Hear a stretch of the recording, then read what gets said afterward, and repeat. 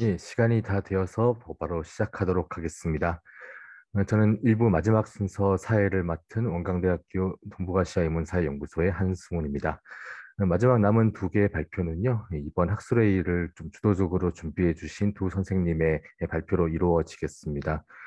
특히 이제 대략적인 내용은 이제 우리가 얘기하고 논의하고 있는 이 지구 담론의 기본 개념인 뭐 어스 글로브, 뭐 플래닛, 뭐 가이아 등등에 대한 이제 검토를 통해서 지구 인문학의 전체적인 구상과 지향을 좀 본격적으로 보여주실 것이라고 기대가 됩니다. 첫 번째 발표 주신 조성환 선생님께서는 정강대학교 동북아시아 인문사연구소에 계시고요. 잡지 다시개벽의 편집인도 맡고 계십니다. 머스다 대학교에서 박사 마치셨고, 최근까지 주저서가 한국 근대의 탄생, 개화에서 개벽으로라는 책이었고, 또 최근에 박사학위 논문을 바탕으로 해서 하늘을 그리는 사람들, 되게 다산 동학의 하늘 철학이라고 하는 또 중요한 저서를 주관을 하셨습니다. 그 외에 오그라 기조 선생님의 그 한국은 하나의 철학이다라는 책의 역자이시기도 하죠.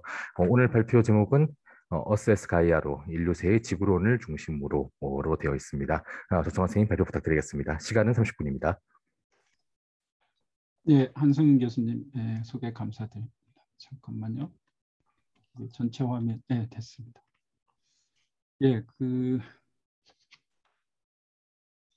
오전에도 잠깐 소개해드린 것처럼요.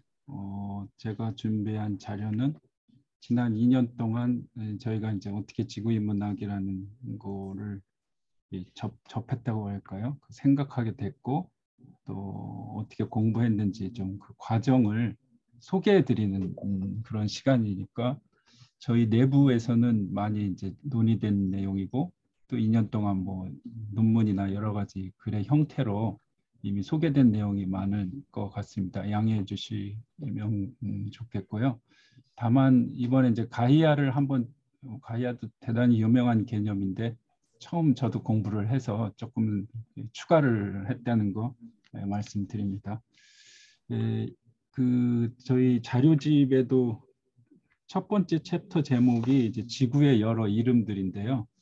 제가 소개해드릴 내용은 바로 이제 지구를 지칭하는 여러 이름들이 뭐가 있고 의미가 어떻게 다르고 어떻게 조금씩 변화해 왔는지 그 흐름을 소개해드린 겁니다. 먼저 2006년에 주로 이 지구 담론은 서구 신학자들이 많이 주도를 한 것 같아요. 제가 보니까 철학 쪽보다는 2006년에 뉴질랜드의 신학자인 로이드 기링이라는 분이 계신 것 같아요. 이분이 2006년에 내신 책에 이제 지구로의 귀환이고 부제가 가야가 들어있죠. 여기에서 이런 말씀을 하시더라고요. 지난 30년 사이에 우리가 지구와 맺는 관계가 달라짐에 따라서 재난이 뭐 부각되고 그것을 경고하는 책들이 많이 출판되었다 이런 지적을 하셨는데 이게 2006년 시점이니까 30년이면 아마 80년대 중반 후반쯤 될 것 같은데 이 문장이 이제 시사하는 바는 이 지구가 하나의 화두가 됐다는 거죠. 80년대 중반 이후로. 그리고 실제로 저희들이 이제 자료들을 막 찾아보니까 많이 나왔고 그걸 이제 지구 인문학이라고 이렇게 통칭을 한 거죠. 그래서 이 기링이라는 분이 든 예가 이제 이런 책들입니다. 82년도에 지구의 운명, 88년도에 토마스 베리의 지구의 꿈, 90년도에 지구에 있는 뭐 생명의 위기, 93년도 엘 고어는 유명한 분이죠. 미국의 부통령까지 하신 지구의 균형, 이제 균형이 뭐 지금 위기에 처해 있다. 국내 번역서는 아마 위기에 처한 지구인가 아마 이런 번역으로 돼 있는 것 같은데요. 이 기링이란 분이 이제 제시한 그 자료들이 이런 겁니다. 이거 봐라. 90년 전으로 그 전에 없었던 건 아닙니다만 서양에서 이렇게 본물 터지듯이 지구라는 단어가 들어간 책들이 이렇게 많이 나오기 시작했고 그것은 제목에 들어있는 운명이나 위기 이런 키워드들로부터 알 수 있듯이 지금 지구가 뭔가 위험에 처해 있다. 뭐 이런 메시지겠죠. 근데 사실은 지구에 사는 인간이나 생명의 위험이지 지구 자체가 뭐 위기가 있겠습니까? 예, 그리고 제가 이제 저희들이 찾아본 바로는 91년도에 아까 88년도에 토마스 베리의 지구의 꿈이 번역돼 있고요. 우리말로도 91년도에도 지구와 친구 되기 우리말 번역은 아마 생태대에서 뭐 그런 걸 겁니다. 신생대를 넘어 생태대로고 94년에도 역시 지구를 귀환 아까 이상범 교수님이 그 니체 대지 얘기했는데요. 사실 니체부터 이제 이런 메시지가 있었죠. 그리고 부제가 내일의 인바이런먼털리즘이니까 환경주의, 환경운동 같은 건데 시사하는 바가 큰 것 같습니다. 즉 앞으로의 환경운동은 지구 중심으로 가야 된다는 그런 주장을 담고 있겠죠. 뒤집어 말하면은 90년대 이전까지는 환경운동에 지구가 그렇게 큰 중심이 안 됐던 모양입니다. 말 그대로 환경, 자연, 뭐 생태. 그런데 이 앤서니 웨스턴이라는 분의 주장은 앞으로는 이제 지구 중심으로 환경운동도 이제 재편돼야 된다. 뭐 그런 주장을 담고 있는 것 같습니다. 역시 90년대, 95년에 레오나르도 보프. 이분은 뭐 우리 한승훈 선생님도 잘 아실 것 같아요. 해방 신학을 하셨고 그 다음에 생태 신학을 하셔서 두 개를 결합하신 분 같고요. 국내에도 번역서가 많이 나와 있는데 제목에 이제 생태학과 가난이니까 이 생태 위기로 인해서 이 하층이랄까요, 그 빈곤자들이 얼마나 이제 위험에 처해 있는지를 다룬 책 같고요. 이 부제가 지구의 울음과 빈자의 울음이기 때문에 여기서도 역시 지구가 지금 뭔가 고통받고 있다는 그런 메시지가 들어있겠죠. 이것처럼 90년대에 하여간 많이 이렇게 나온 것 같은데 제가 왜 이 현상이 인상적이었냐면 제가 90년대 대학과 대학원을 다녔죠. 그때 이제 철학 부전공하고 대학원에서 중국 철학을 이제 본격적으로 공부를 했는데 그때 제 기억에는 거의 포스트 모더니즘 담론이었고요. 한국 학계를 지배했던 건 이른바 프랑스 철학 중심의 포스트 구조주의, 니체, 데리다, 뭐 푸코, 들레즈 등등. 또 메를르 퐁티의 현상학도 그때 뭐 저희 막 배우러 다니고 그랬던 것 같은데, 그리고 이제 정치학이나 경제학에서는 이 정부 주도의 세계화 담론이 대부분이었거든요. 사회학도 그러고. 그런데 지금 제가 2년 동안 지구인문학을 하면서 느낀 결론은 물론 그런 흐름들이 없었던 건 아니지만 서양에서는 90년대 이 지구 담론이 본격적으로 물론 이제 신학 쪽이 중심은 됐습니다만 일어나기 시작했고 어떤 의미에서는 그게 더 근본적이고 포괄적일 수도 있겠다는 생각이 들어요. 그러니까 어차피 이 지구 담론이라는 건 인간 중심주의를 벗어나고 또는 국가라는 경계를 벗어나고 뭐 등등 또는 유럽 중심주의를 좀 탈피하자는 담론이라면 그 안에 포스트 모더니즘도 들어올 수가 있겠죠. 이 범위를 어떻게 설정하느냐에 따라서. 그래서 그리고 지금 아무도 90년대 그렇게 유행했던 메를르 퐁티나 데리다를 인용하는 분은 제가 못 봤어요. 근데 이 91년도에 이미 지금 한국 학계를 강타하고 있는 라투르 제일 유명한 철학자가 우리는 근대인인 적이 없다가 91년에 나왔거든요. 최근엔 그분이 이제 가이아하고 인류세 담론을 주도하고 있는데 그렇게 보면은 서양에서는 우리한테 소개됐던 그 90년대 흐름과는 좀 더 다른 뭔가 거대한 흐름이 있었던 것 같고 마치 우리식으로 말하면 조선 후기에 실학이라는 거대한 담론이 있었다고 하듯이 서양에서는 90년대부터 또는 80년대 후반부터 이 지구학 또는 지구인문학이라는 거대한 흐름이 시작된 게 아닌가라는 게 저희들이 2년 동안 공부한 그런 잠정적인 결론이었고요. 그걸 이제 소개해드린 자입니다. 최근에는 우리 이상범 교수님한테 이제 갑자기 니체 지구인문학을 부탁드렸는데 그 목적은 이런 책도 이미 나오고 있는 거예요. 니체의 지구 또는 하이데거와 지구.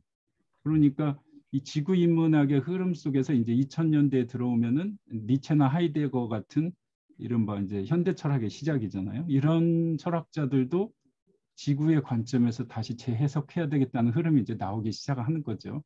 그래서 이제 부탁을 드렸던 겁니다. 그 다음에 이제 2015년 이후로 가면은 이제 인류세 담론, 기후 위기와 인류세 담론이 아주 두드러집니다. 이게 또 새로운 특징이고요. 국내에도 소개된 이 클라이브 해밀턴, 아까 기조 강연에도 나왔죠. 국내에는 인류세라는 번역어로 소개됐고요. 이 원래 저자 그 원전은 Defiant Earth니까 이게 아마 저항하는 또는 반항하는 지구 이런 뜻이라고 합니다. 부제가 인류세 시대 인간의 운명인데요.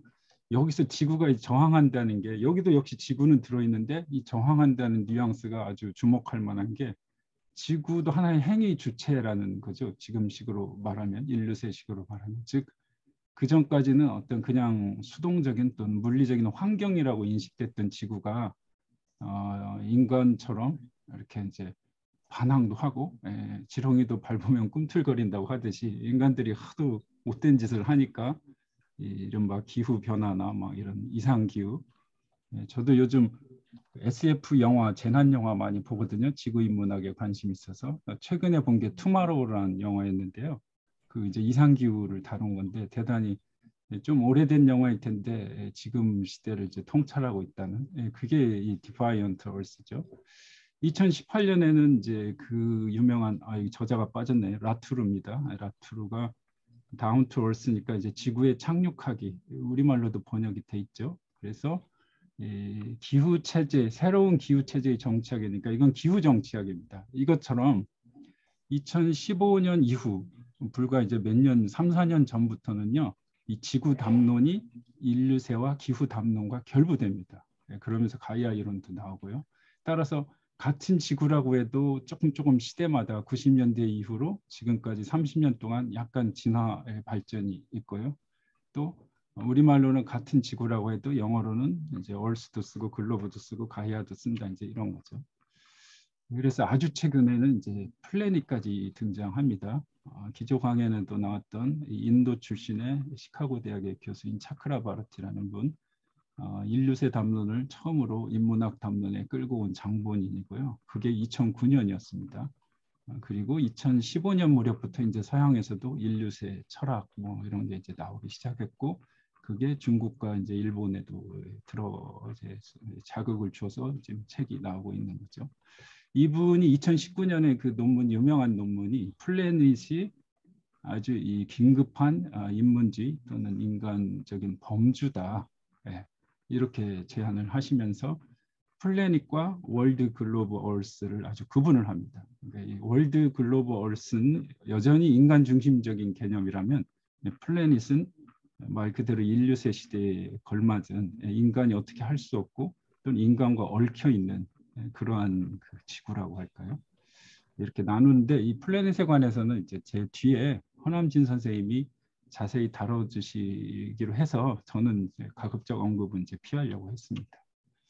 그래서 먼저 순서상으로 보면요, 이제 글로브로부터 이제 시작이 되는데요. 저희도 공부를 여기서부터 했고, 이 90년대는 이제 글로벌라이제이션, 보통 신자유주의라고 하는데, 그것과 더불어 서양에서는 글로벌이라는 학문 범주가 새롭게 등장한 것 같습니다. 이 모든 학문 분야에 글로벌이라는 수식어를 붙이는 거예요. 이렇게 우연히 책을 봤더니 경제도 그러고 정치도 그러고 심지어 종교도 그러고 사회학도 그러고 이게 90년대의 모습이었습니다. 그러니까 인터넷이 91년도에 이렇게 나오죠. 발명이 된다 그런가요?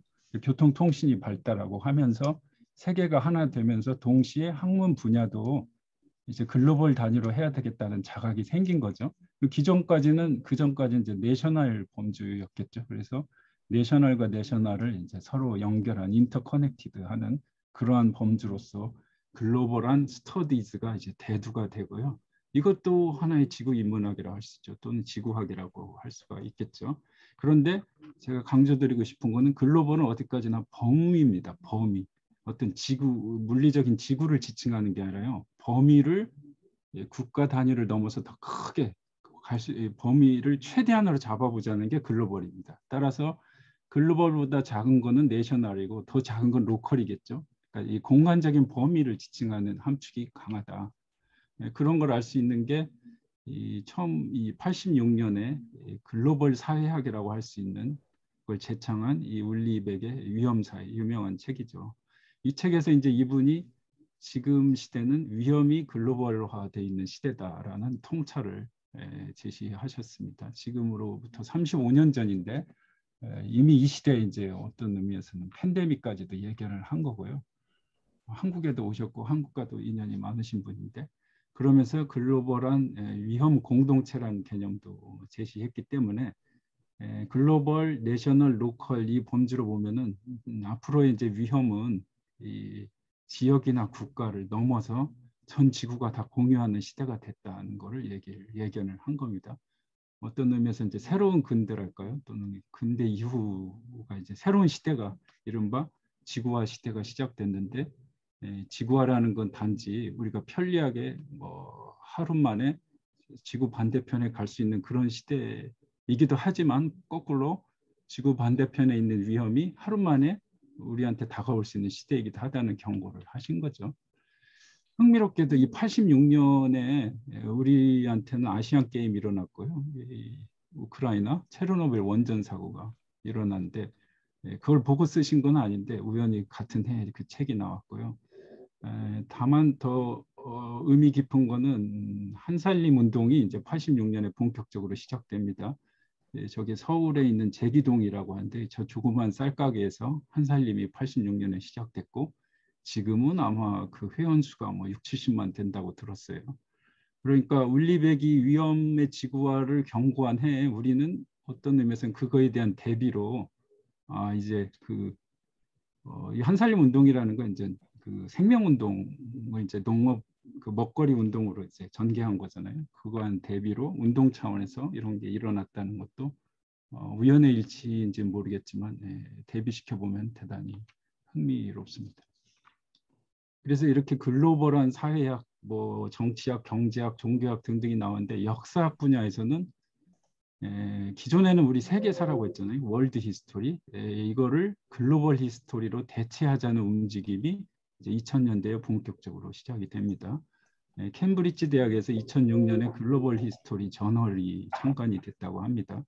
2008년에는 하버드 대학의 국제학술대회 제목이 글로벌 히스토리, 글로벌리 이런.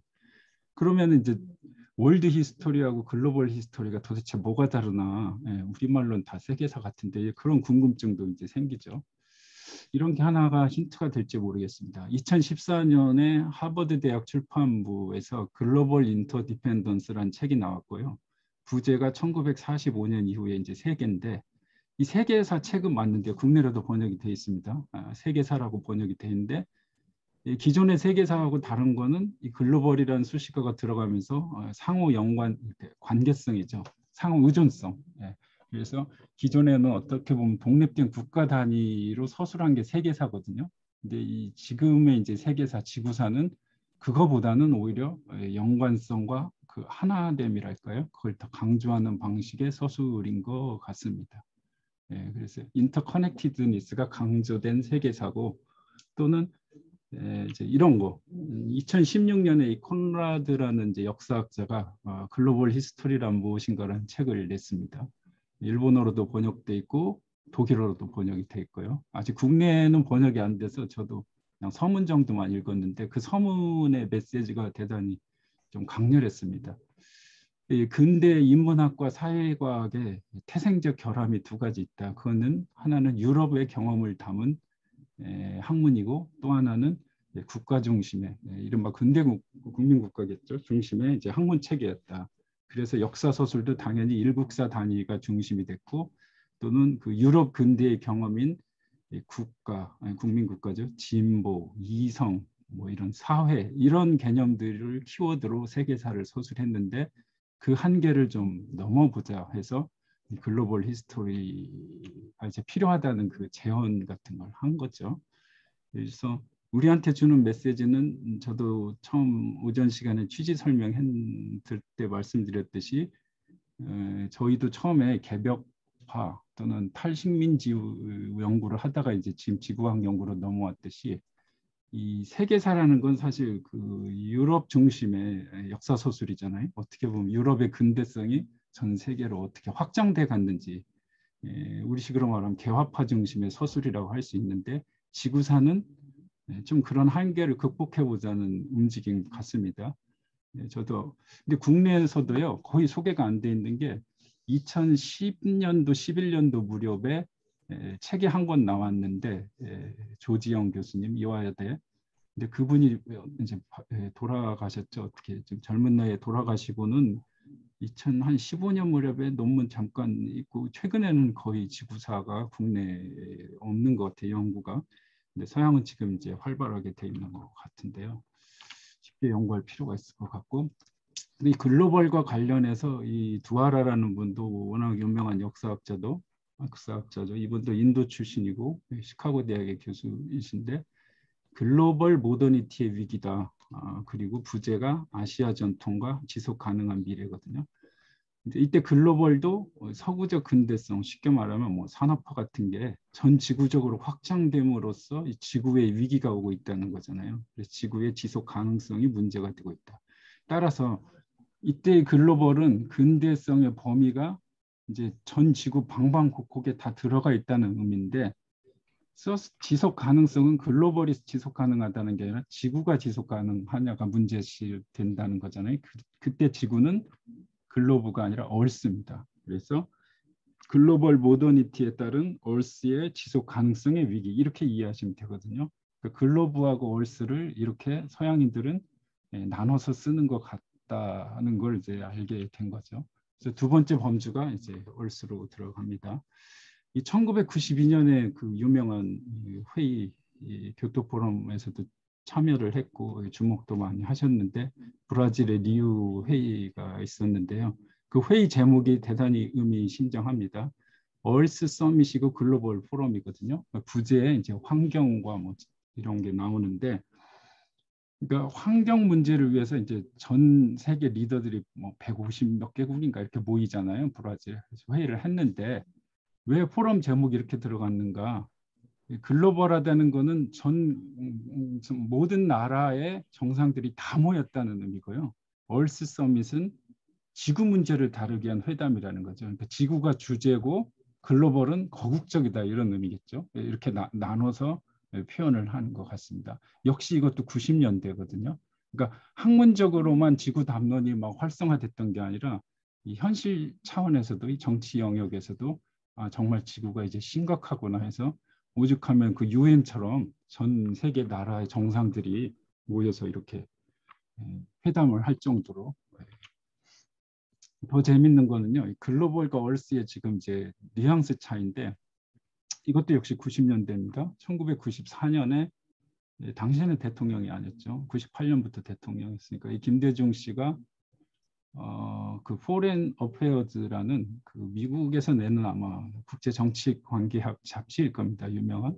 거기에 글을 하나 기고하는데요. 그 글에서 글로벌 데모크라시라는 개념을 씁니다. 우리말로 번역하면 지구 민주주의인데요. 근데 거기서 주장하는 거는 짧은 글인데 앞으로의 민주주의는 인간만 챙길 게 아니라 인간 이외의 존재의 생존권까지도 보장해주는 민주주의로 나가야 된다. 대표적으로 그게 뭐 동물이 될 수도 있고 식물이 될 수도 있고 산, 강, 바다가 될 수가 있겠죠. 그리고 그거의 어떤 사상적인 그 자원을 뭐 불교, 유교, 동학 이런 데서 이제 찾을 수 있다. 이런 주장을 한 겁니다. 그러니까 서구 근대 민주주의의 다음 단계로서 아시아적 가치의 바탕을 둔 지구 민주주의를 제창을 한 거죠. 그 뒤로 뭐 더 발전된 것 같지는 않은데요. 흥미로운 건 10년 뒤에 그 인도의 여성 환경 운동가 반다나 시바, 국내에서도 유명하신 분이죠. 번역도 돼 있고 그리고 원래 물리학자였고요. 이분은 얼스 데모크라시라는 개념을 제안을 하십니다. 지구 민주주의 같은 지구인데 이분은 글로벌 대신에 얼스를 쓴 이유는 지구의 지속 가능성이 지금은 문제가 되고 있기 때문에 그거를 대비하는 확장된 민주주의가 필요하다 이런 주장이죠. 여기서도 두 개념이 이제 구분되어 있는 이유는 글로벌은 민주주의의 범위를 인간의 차원에서 인간 이외의 존재까지 확장해야 된다는 의미고 얼스는 이제 지구의 지속 가능성이 위태로우니까 어떻게 우리가 더 이상 살 수 없게 된 것 같으니까 살려면 어떻게 해야 될까를 고민하는 이제 그런 의미겠죠. 그래서 이건 이제 2014년에 나온 책입니다. 부제가 Justice, Sustainability, Peace인데요.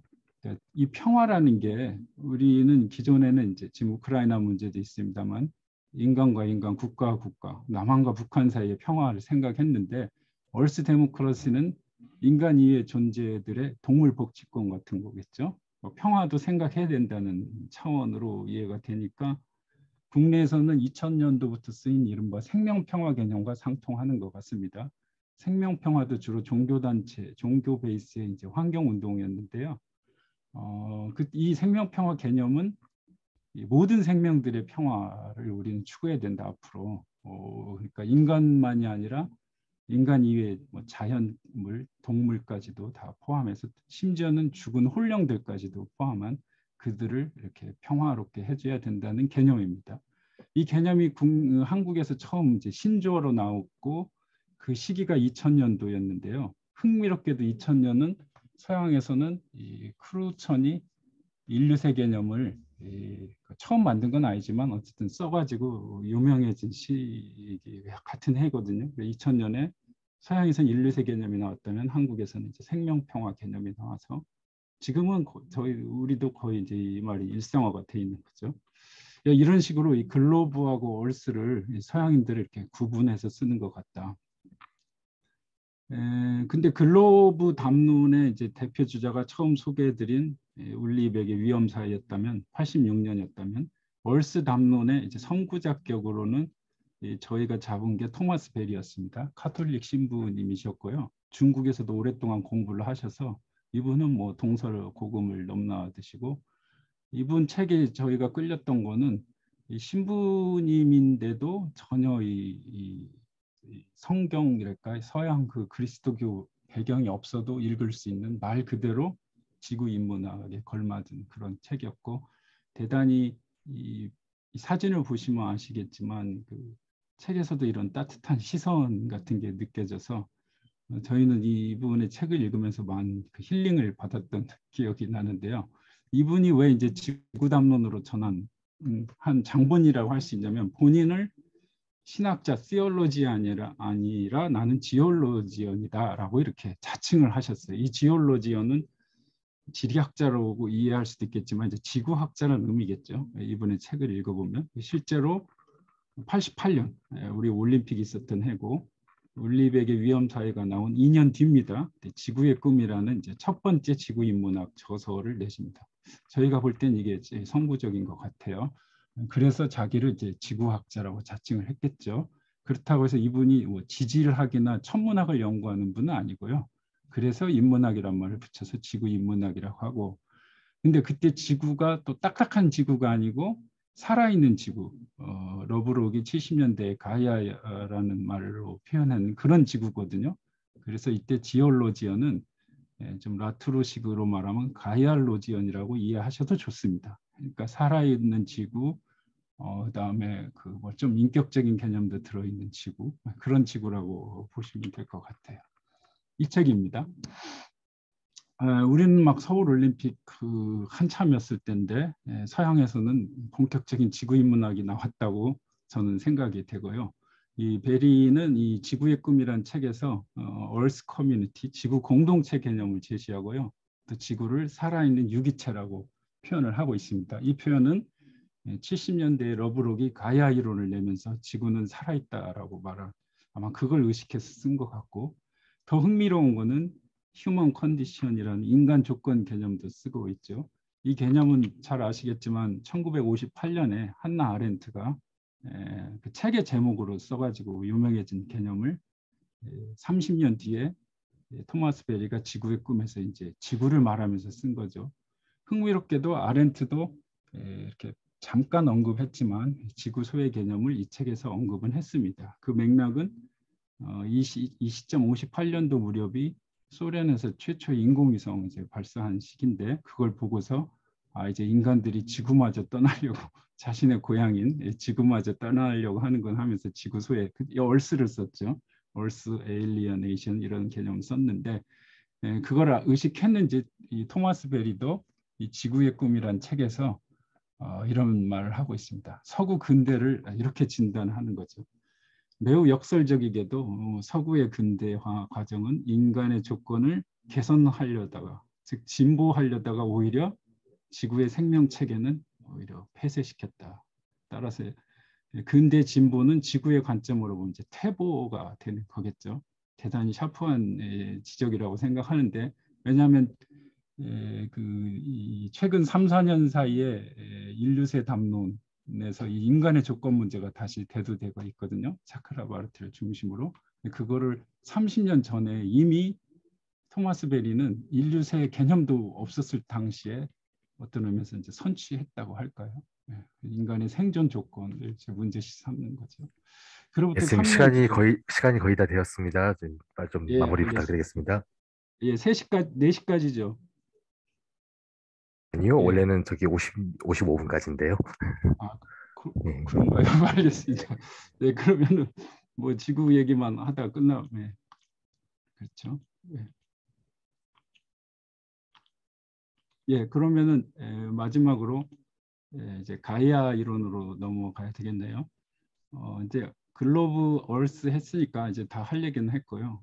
이제 최근에 라투르란 분이 너무 유명한 분인데 가장 한국에서 이제 많이 알려진 철학자인데 이제 이분이 가이아를 얘기하면서 주목을 받았죠. 원래 가이아는 70년대 러브록이 지구는 이제 살아있는 유기체다고 말한 이론인데요.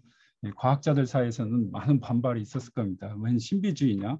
그렇겠죠. 근데 생태 신학 쪽에서는 대단히 대단히 어쨌든 많이 수용을 한 것 같아요. 그래서 이제 그 생태 문제 중심으로 이 개념을 수용했는데 그러다가 라투르란 분이 2010년대에 기후 위기 문제하고 그 인류세 문제를 다루면서 이제 가이아를 얘기해서 다시 한번 주목을 받고 있는 개념이고요. 2013년도에 강연이 2017년 무렵에 영어로 나온 책입니다. 가이아와 직면하기. 전부 8강으로 이루어졌는데 3장 세 번째 제목이 의미심장합니다. 가이아는 최종적으로 세속적인 개념이다 또는 그 묘사다. 자연에 대한 이 말은 종래 생태학자들 저기 토마스 베리를 포함해서 지구 인식에 대해서는 좀 정반대 입장인 것 같아요. 즉 너무 그렇게 지구를 성스럽게 또는 어머니 지구처럼 그렇게 묘사하지 말라. 그렇죠. 1, 2세 시대의 함축은 이 지구라는 거는 마치 가야의 반격 복수라는 책도 있었듯이 우리에게 때로는 반격도 할 수도 있고 실제로 고대 그리스 신화에 나오는 가이아는 대단히 잔인하고 어떤 계략도 많았다고 합니다. 이런 가이아 개념을 이제 제시하고 있습니다. 따라서 그러면서 우리가 사는 지구라는 것은 기껏해야 지구 표면 이 상하 몇 킬로에 불과하고 거기서밖에 살 수 없기 때문에 거기만 한정해서 가이아라고 하고 그 안에서 우린 자유를 누려야 된다. 즉 그 가이아의 한계 안에서의 자유. 우리가 근대에서는 무한한 자유를 말했다면 이제는 인간의 생존 조건 안에서의 자유를 생각해야 된다. 이제 이런 개념을 말하는 거죠. 그래서 이런 생태 신학 쪽의 가이아 아주 어떻게 보면 좀 낭만적이랄까요? 그런 가이아를 대단히 비판합니다. 가이아는 뭐 모성적인 것도 아니고 뭐 등등. 이분은 이제 그 생태 신학 쪽의 가이아를 대변하는 입장이겠죠. 예. 마지막 결론을 드리면요. 그래서 이제 지금 이 글로브에서 가이아까지 왔는데 가이아 담론의 두 가지 상반된 견해로 볼 수가 있을 것 같아요. 생태신학 쪽에서는 이 지구를 좀 성스럽고 공경의 대상 또는 하나의 신앙의 대상으로 보려고 한다면 라투르는 그걸 아주 세속화시켜서 그렇죠. 세큘러라고 이제 하거든요. 이 두 가지 입장이 대비되는 것 같은데 제가 양쪽을 다 봤을 때는 꼭 이렇게 이게 좀 상반되나 이런 느낌이 들었어요. 왜냐하면 우리는 이제 유럽 전통이 아니고 성속의 그렇게 근대적인 구분도 강하지 않고 무슨 창조 그런 신개념 때문에 지금 저렇게 나오는 것 같은데 입장 차이가 우리 입장에서는 천지의 우주론이라면 천지를 한편으로는 공경하면서 노자가 천지는 불인하다고 그랬거든요. 어질지 않다. 그런 것도 받아들일 수가 있는 거죠. 즉 아버지가 엄격하시지만 아버지를 공경할 수 있듯이 천지가 무자비하다고 해서 꼭 그거를 세속적으로 아까 기조 강연에서 한윤정 선생님이 그 지적을 하셨거든요. 클라이브 해밀턴의 이 인류새 책을 읽다 보면 토마스 베리 같은 류를 대단히 비판하고 있는데 자기가 볼 때는 입장이 비슷한 것 같다 그런 지적을 하셨는데 저도 똑같은 걸 이제 라투르에게 느꼈기 때문에 결론적으로 우리 해월 최시영 선생님이 삼경사상을 말씀하셨잖아요. 경천, 경인, 경물, 하늘 공경, 사람 공경, 만물 공경. 근데 사람은 만물에 들어가니까 저는 이제 경인 대신에 경행이라는 개념을 생각해 본 거는 앞으로 인류세 시대의 함축은 우리의 행위 하나하나가 지구의 지질학적 구조를 바꿀 수 있기 때문에 우리가 비행기를 뭐 한 번 탈수록 지구의 온도가 조금씩 높아진다는 얘기죠. 그래서 행위 하나, 쓰레기 버리는 행위 하나하나를 신중히 해야 되지 않겠느냐는 게 인류세의 함축이 아니겠는가. 그런 관점에서 보면은 지구와 만물도 얼마든지 공경을 할 수도 있고 전혀 충돌이 안 되는 게 아닐까라는 게 지금의 제 생각이고요. 앞으로 이제 이 라투를 중심으로 한 이 가이아론을 좀 더 본격적으로 공부해봐야 되겠다는 생각을 했습니다. 예, 이것으로 제 발표를 마치겠습니다. 예, 주상원 선생님 감사합니다. 이제 시간 관리가 사회자의 책무이긴 하지만은 기획자의 발표를 독촉하니까 참 면목이 없습니다. 마치 저 지구의 의지에서 살고 있으면서도 지구를 억압하고 있는 인간의 입장이 된 것 같네요. 미진한 부분은 저 토론 시간에 마저 나눠주셨으면 좋겠습니다. 다음 마지막 발표는 저 허남진 선생님이시고요. 허남진 선생님께서는 그 원불교 사상연구원에 계시고 지구인문학 연구소장을 맡으셨고요. 한국학중앙연구원에서 한국신종교 연구로 학위를 하셨고요. 예, 작년에 공저서지요. 저희 한국의 신종교 성지라고 하는 또 중요한 책을 발간하셨습니다. 그리고 저 지금까지 지속되고 있는 최근에 8권 나왔죠. 그 한국학중앙연구원에서 나오는 한국종교교단 연구부의 집필진으로도 참여하고 계시고요. 조상은 쌤와 함께 문학사학, 철학의 인물로 보는 지구 인문학을 연재하고 계십니다.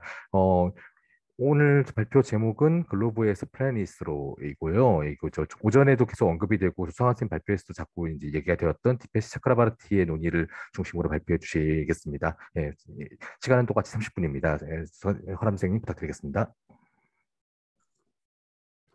네, 소개 감사드립니다. 지금 소개받은 허남진이고요. 오전에도 잠시 이제 제 시간을 가졌는데 오전에 한윤정 선생님도 이제 차크라 바르티를 이야기를 하시고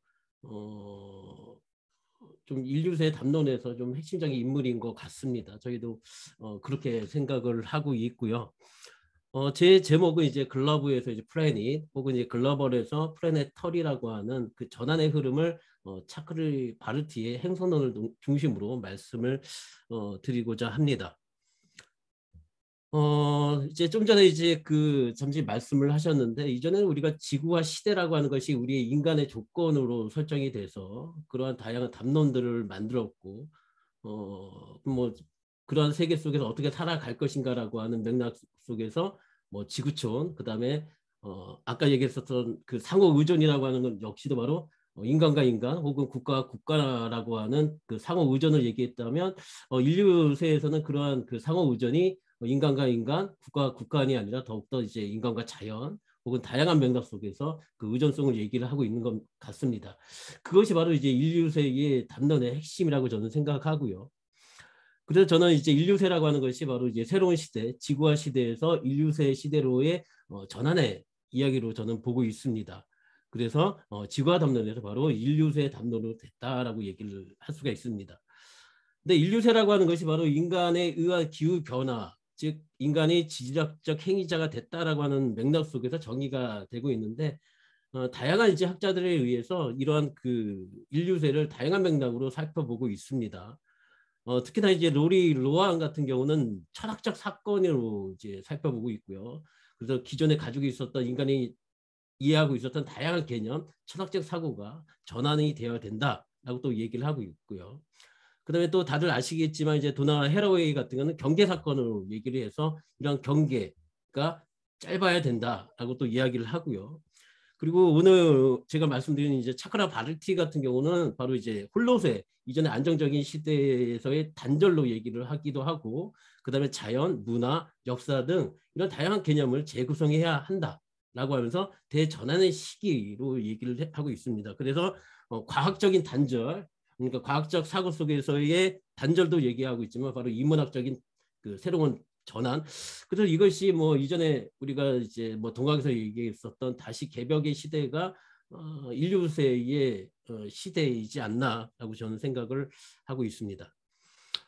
그래서 이제 지구와 담론에서 제일 중요했던 것이 바로 이제 글로벌 윤리였죠. 그러니까 그 지구와 시대에서 어떻게 공존할 것인가라고 하는 맥락이었다면 지금 인류세의 또 행성적 그 중요한 개념이 바로 행성. 그래서 최근에 행성 윤리라고 하는 개념이 이제 통용이 되고 있습니다. 이제 그 종교학과에 있었던 이제 리처드 바우먼 같은 경우는 이제 행성 윤리를 발전시켜야 된다라고도 얘기를 하고요. 그래서 행성과 관련된 다양한 용어들을 많이 쓰고 있습니다. 뭐 행성적 윤리, 행성적 얽힘, 행성적 주체, 행성적 정의, 행성적 의식. 그래서 최근에 이제 그 지구라고 하는 용어도 통용되고 있지만 이제 행성이라는 용어로 많이들 개념화 시키고 있습니다. 특히나 이제 차크라 바르티 같은 경우는 이제 어스를 아까는 계속 이제 어스 말씀을 하셨는데 어스하고 글러브 자체를 거부를 하고 행성이라고 하는 이때 행성이라고 하는 것은 바로 지구 시스템의 맥락 속에서 이야기를 하고 있습니다. 이제 먼저 이제 그 말씀을 드리기 전에 우리가 이제 차크라 바르티를 우리는 이제 많이 알고 있는 것이 바로 탈식민주의 연구자 혹은 서발턴 연구자로 우리는 알고 있었습니다. 그리고 한국에도 번역이 되어 있죠. 바로 유럽을 지방화하기라고 하는 맥락 속에서 포스트 식민주의 이야기로 우리는 알고 있습니다. 차크라 바르티의 좀 이제 학력을 보게 되면 먼저 이제 그 인도에서 학부에서 이제 물리학을 전공을 했다고 합니다. 그리고 경영학을 전공을 했고 그 다음에 그 오스트리아 국립대학에서 바로 역사학을 전공을 했습니다. 그러면서 지금은 이제 시카고대 역사학과 교수로 되어 있죠. 그래서 호미바바 혹은 스피박 등과 함께 서발턴 연구 집단의 일원으로 활동을 했었습니다. 근데 이제 시카고대의 그 차크라 바르티의 소개를 보게 되면 두 가지로 나눠져 있어요. 하나는 바로 탈식민주의 역사 혹은 연구자, 그 다음에 기후사 연구자로 되어 있는데 하여간 왜 이 차크라 바르티가 탈식민주의 연구에서 기후사로 넘어갔느냐라고 하는 것을 이해할 필요가 있을 것 같습니다.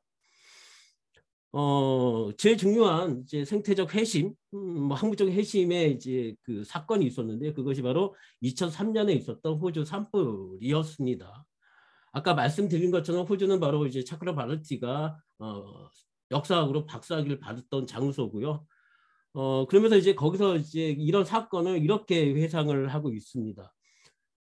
인도에 가보신 분은 알겠지만 되게 그 자연적인 경관을 우리가 목격하기 힘든 것이 바로 인도입니다. 그래서 차크라 바르티도 바로 사진으로만 그리고 이미지로서만 봤었던 자연 경관을 바로 호주에서 목격을 했다라고 얘기를 하고 있습니다. 그만큼 이제 호주가 가지고 있었던 자연적인 의미 혹은 경관에 이제 그 감명을 받았죠. 근데 바로 자신이 이제 학창 시절을 보냈었던 장소에서 바로 큰 불이 발생을 해서 그렇다면 왜 이런 불이 발생됐을까라고 하는 시각을 갖게 됐습니다. 그러면서 이 산불이 일어난 것은 바로 기후 변화에 의한 것이고 이러한 기후 변화가 바로 인위적인 결과, 바로 인간에 의해서 발생된 결과다라고 하는 이제 그 깨달음을 얻게 됐었습니다. 그래서 바로 거기서 나와 있는 그 인류세라고 하는 맥락을 적극적으로 가져오고요. 그 다음에 또 하나는 바로 지구 시스템 학에 대한 이제 적극적인 독서를 시작을 하고 있습니다.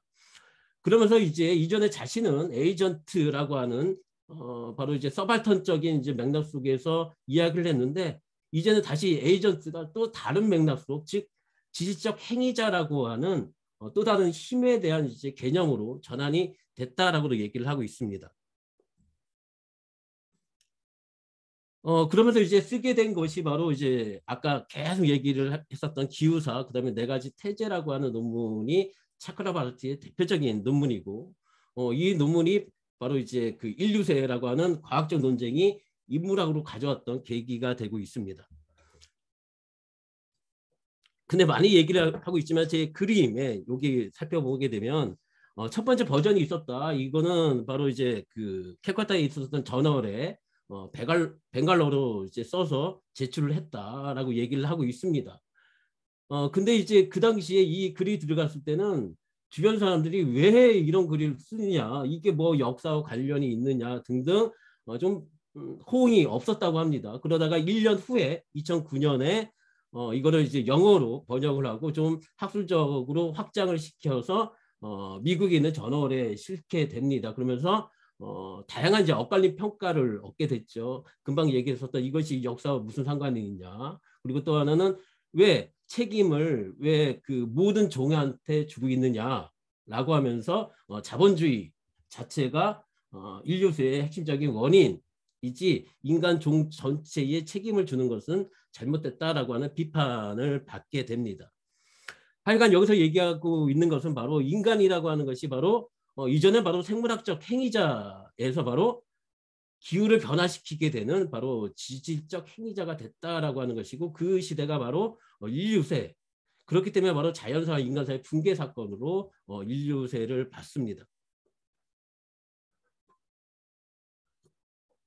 그러면서 이제 2021년에 이제 기후사, 그다음에 제일 중요한 것이 바로 이제 행성적 시대라고 하는 맥락 속에서 기존에 이제 자신이 썼었고 그리고 인터뷰했던 것들 하나의 책으로 모아서 이제 단행본으로 출간을 하고 있습니다. 근데 왜 이 양반이 바로 이제 그 행성적 시대라고 하는 용어를 썼느냐? 그거를 이제 몇 가지로 얘기를 하고 있습니다. 인류 역사의 현재 순간을 표시하기 위해서 이제 그 행성적인 시대를 썼다. 바로 이제는 바로 행성을 마주하게 되는 시대다라고 얘기를 하는 거고, 아까 뭐 나트루 같은 경우는 이제 가이아를 마주하는 시대로 얘기를 하고 있었죠. 그리고 바로 인간은 지금까지 우리가 가지고 있었던 다양한 정의들은 바로 인간 중심이었는데 이제부터는 인간과 인간이 아닌 요소들과 어떻게 연결되어 있는지에 대한 이해를 해야 되는 시대로 얘기를 하는 거고요.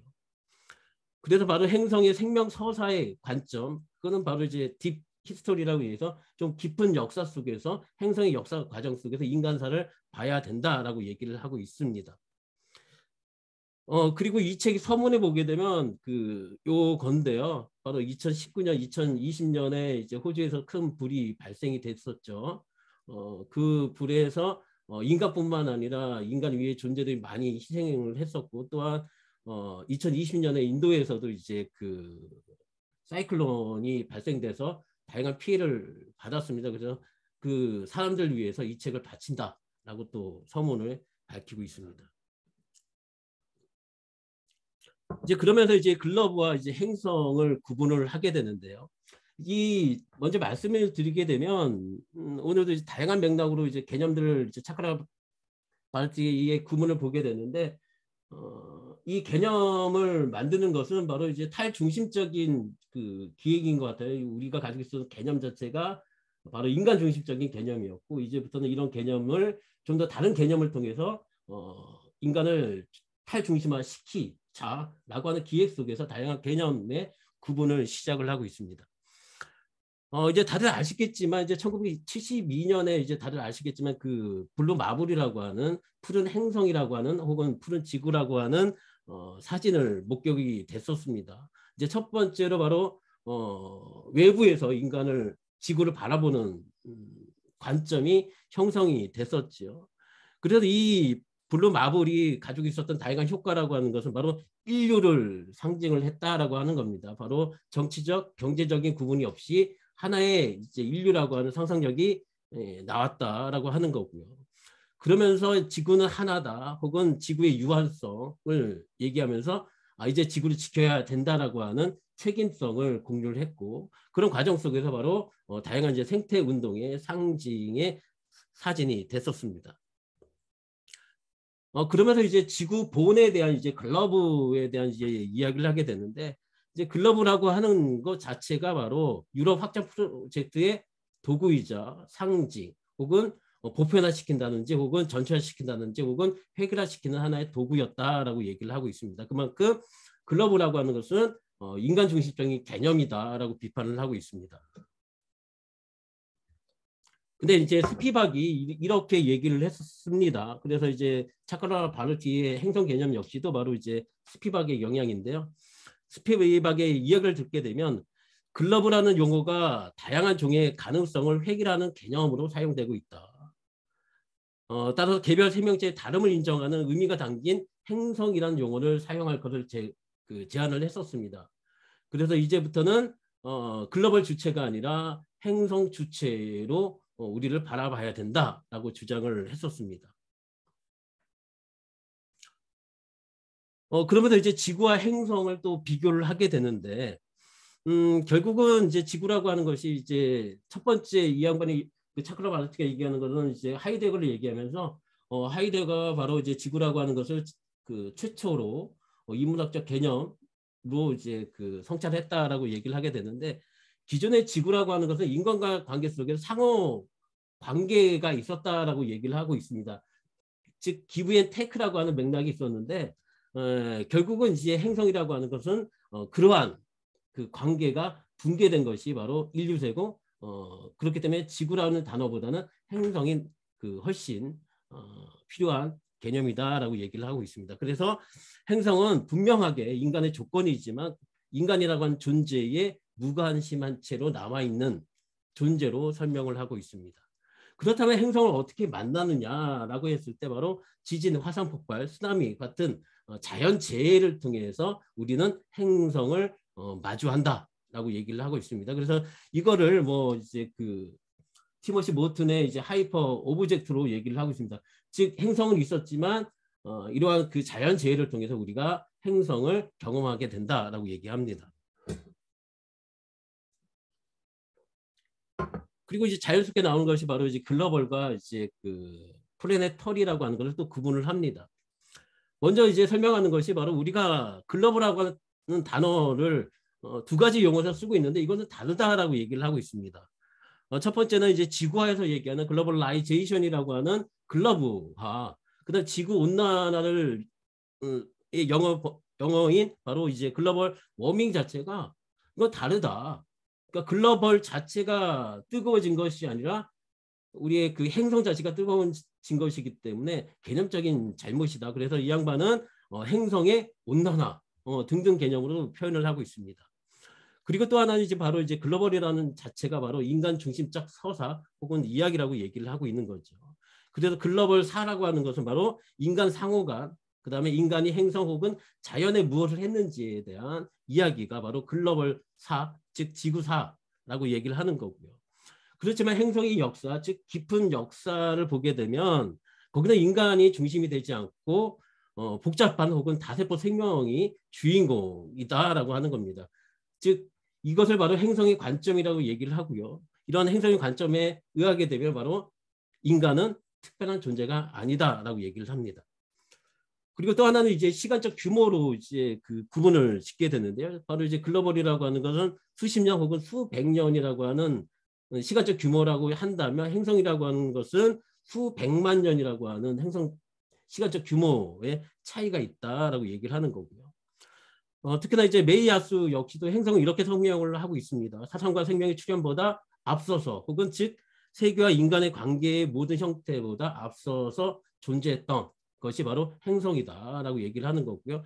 그래서 바로 깊은 역사 속에서는 바로 인간이라고 하는 것이 하나의 그 전체의 역사가 아니라 부분적인 역사에 불과하다라고 얘기를 하고 있습니다. 그리고 이제 아까 이제 말씀드렸던 부분인데 바로 2019년에서 2020년에 이제 남호주에서 산불이 벌어졌는데 그때 이제 다양한 이제 그 사건 이후에 다양한 이제 그 조치가 있었는데 낙타에 대한 이제 대량 살처분이 벌어졌습니다. 이제 동물 복지라고 하는 측면에서 이제 살처분을 하게 됐는데 즉 물이 없다 보니까 낙타가 돌아다닌다는 거예요. 그런 과정 속에서 배고파서 죽기 때문에 그 고통을 줄이기 위해서는 바로 살처분하는 것이 복지 차원에 좋다라고 얘기를 했는데 차크라바르티는 다르게 해석을 하고 있습니다. 바로 인간과 낙타는 동일한 자원을 놓고 경쟁하는 두 개의 지상 생물에 불과하다라고 하는 것이 바로 이 산불을 통해서 명확하게 드러났다라고 얘기를 하고 있는 거고요.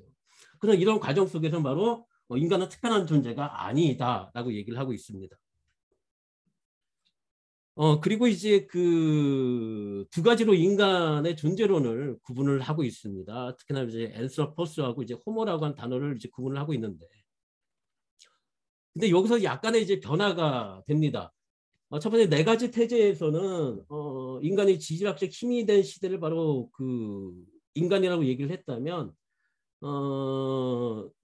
이제 추후에 나오게 되는 이제 앤스로포스와 호모의 구분 속에서는 인간이라고 하는 건 원래부터 지질학적 힘을 가지고 있었고 그것이 대규모 즉 집단화되게 되면서 그것이 지구 변화 혹은 지구에 영향을 주는 힘으로 작용했다라고 하는 것으로 변화를 좀 했었습니다. 그래서 이제 하여간 자신은 이제 실용적이고 인위적인 구분을 제안을 한다라고 얘기하면서 앤스로포스와 호모를 이제 구분을 합니다. 즉 이거는 바로 하나지만 나뉘어진 인간성, 즉 인간성의 이중적인 의미를 가지고 있다라고 얘기를 하고 있습니다. 그러면서 바로 인간은 자연과 분리되어 있는 동시에 자연과 연결 혹은 포함되어 있는 이중적 본성을 지닌 존재라고 설명을 하고 있습니다. 그러면서 이제 호모라고 하는 것을 그러니까 차클라 바르티는 그렇게 자세하게 설명을 하지 않았는데 이후에 이제 다른 책에서 이제 인류세의 주요한 키 이슈라고 하는 책 속에서 이제 이제 설명을 하고 있는데요. 호모 개념을 얘기한다면 바로 문화, 성별, 인종, 경제적 상황에 따라 구분되지만 이성적으로 사고하고 도덕적으로 행동할 수 있는 능력 혹은 보편적 권리와 자유를 소유한 인문학적 인간이 바로 호모다라고 얘기를 하고요. 그렇지만 앤트로포스라고 하는 의미는 바로 환경을 수정할 수 있을 뿐만 아니라 자연적 힘에 노출되어 있고 다른 종과의 공존에 의존하는 생물학적 종을 의미한다라고 얘기를 합니다.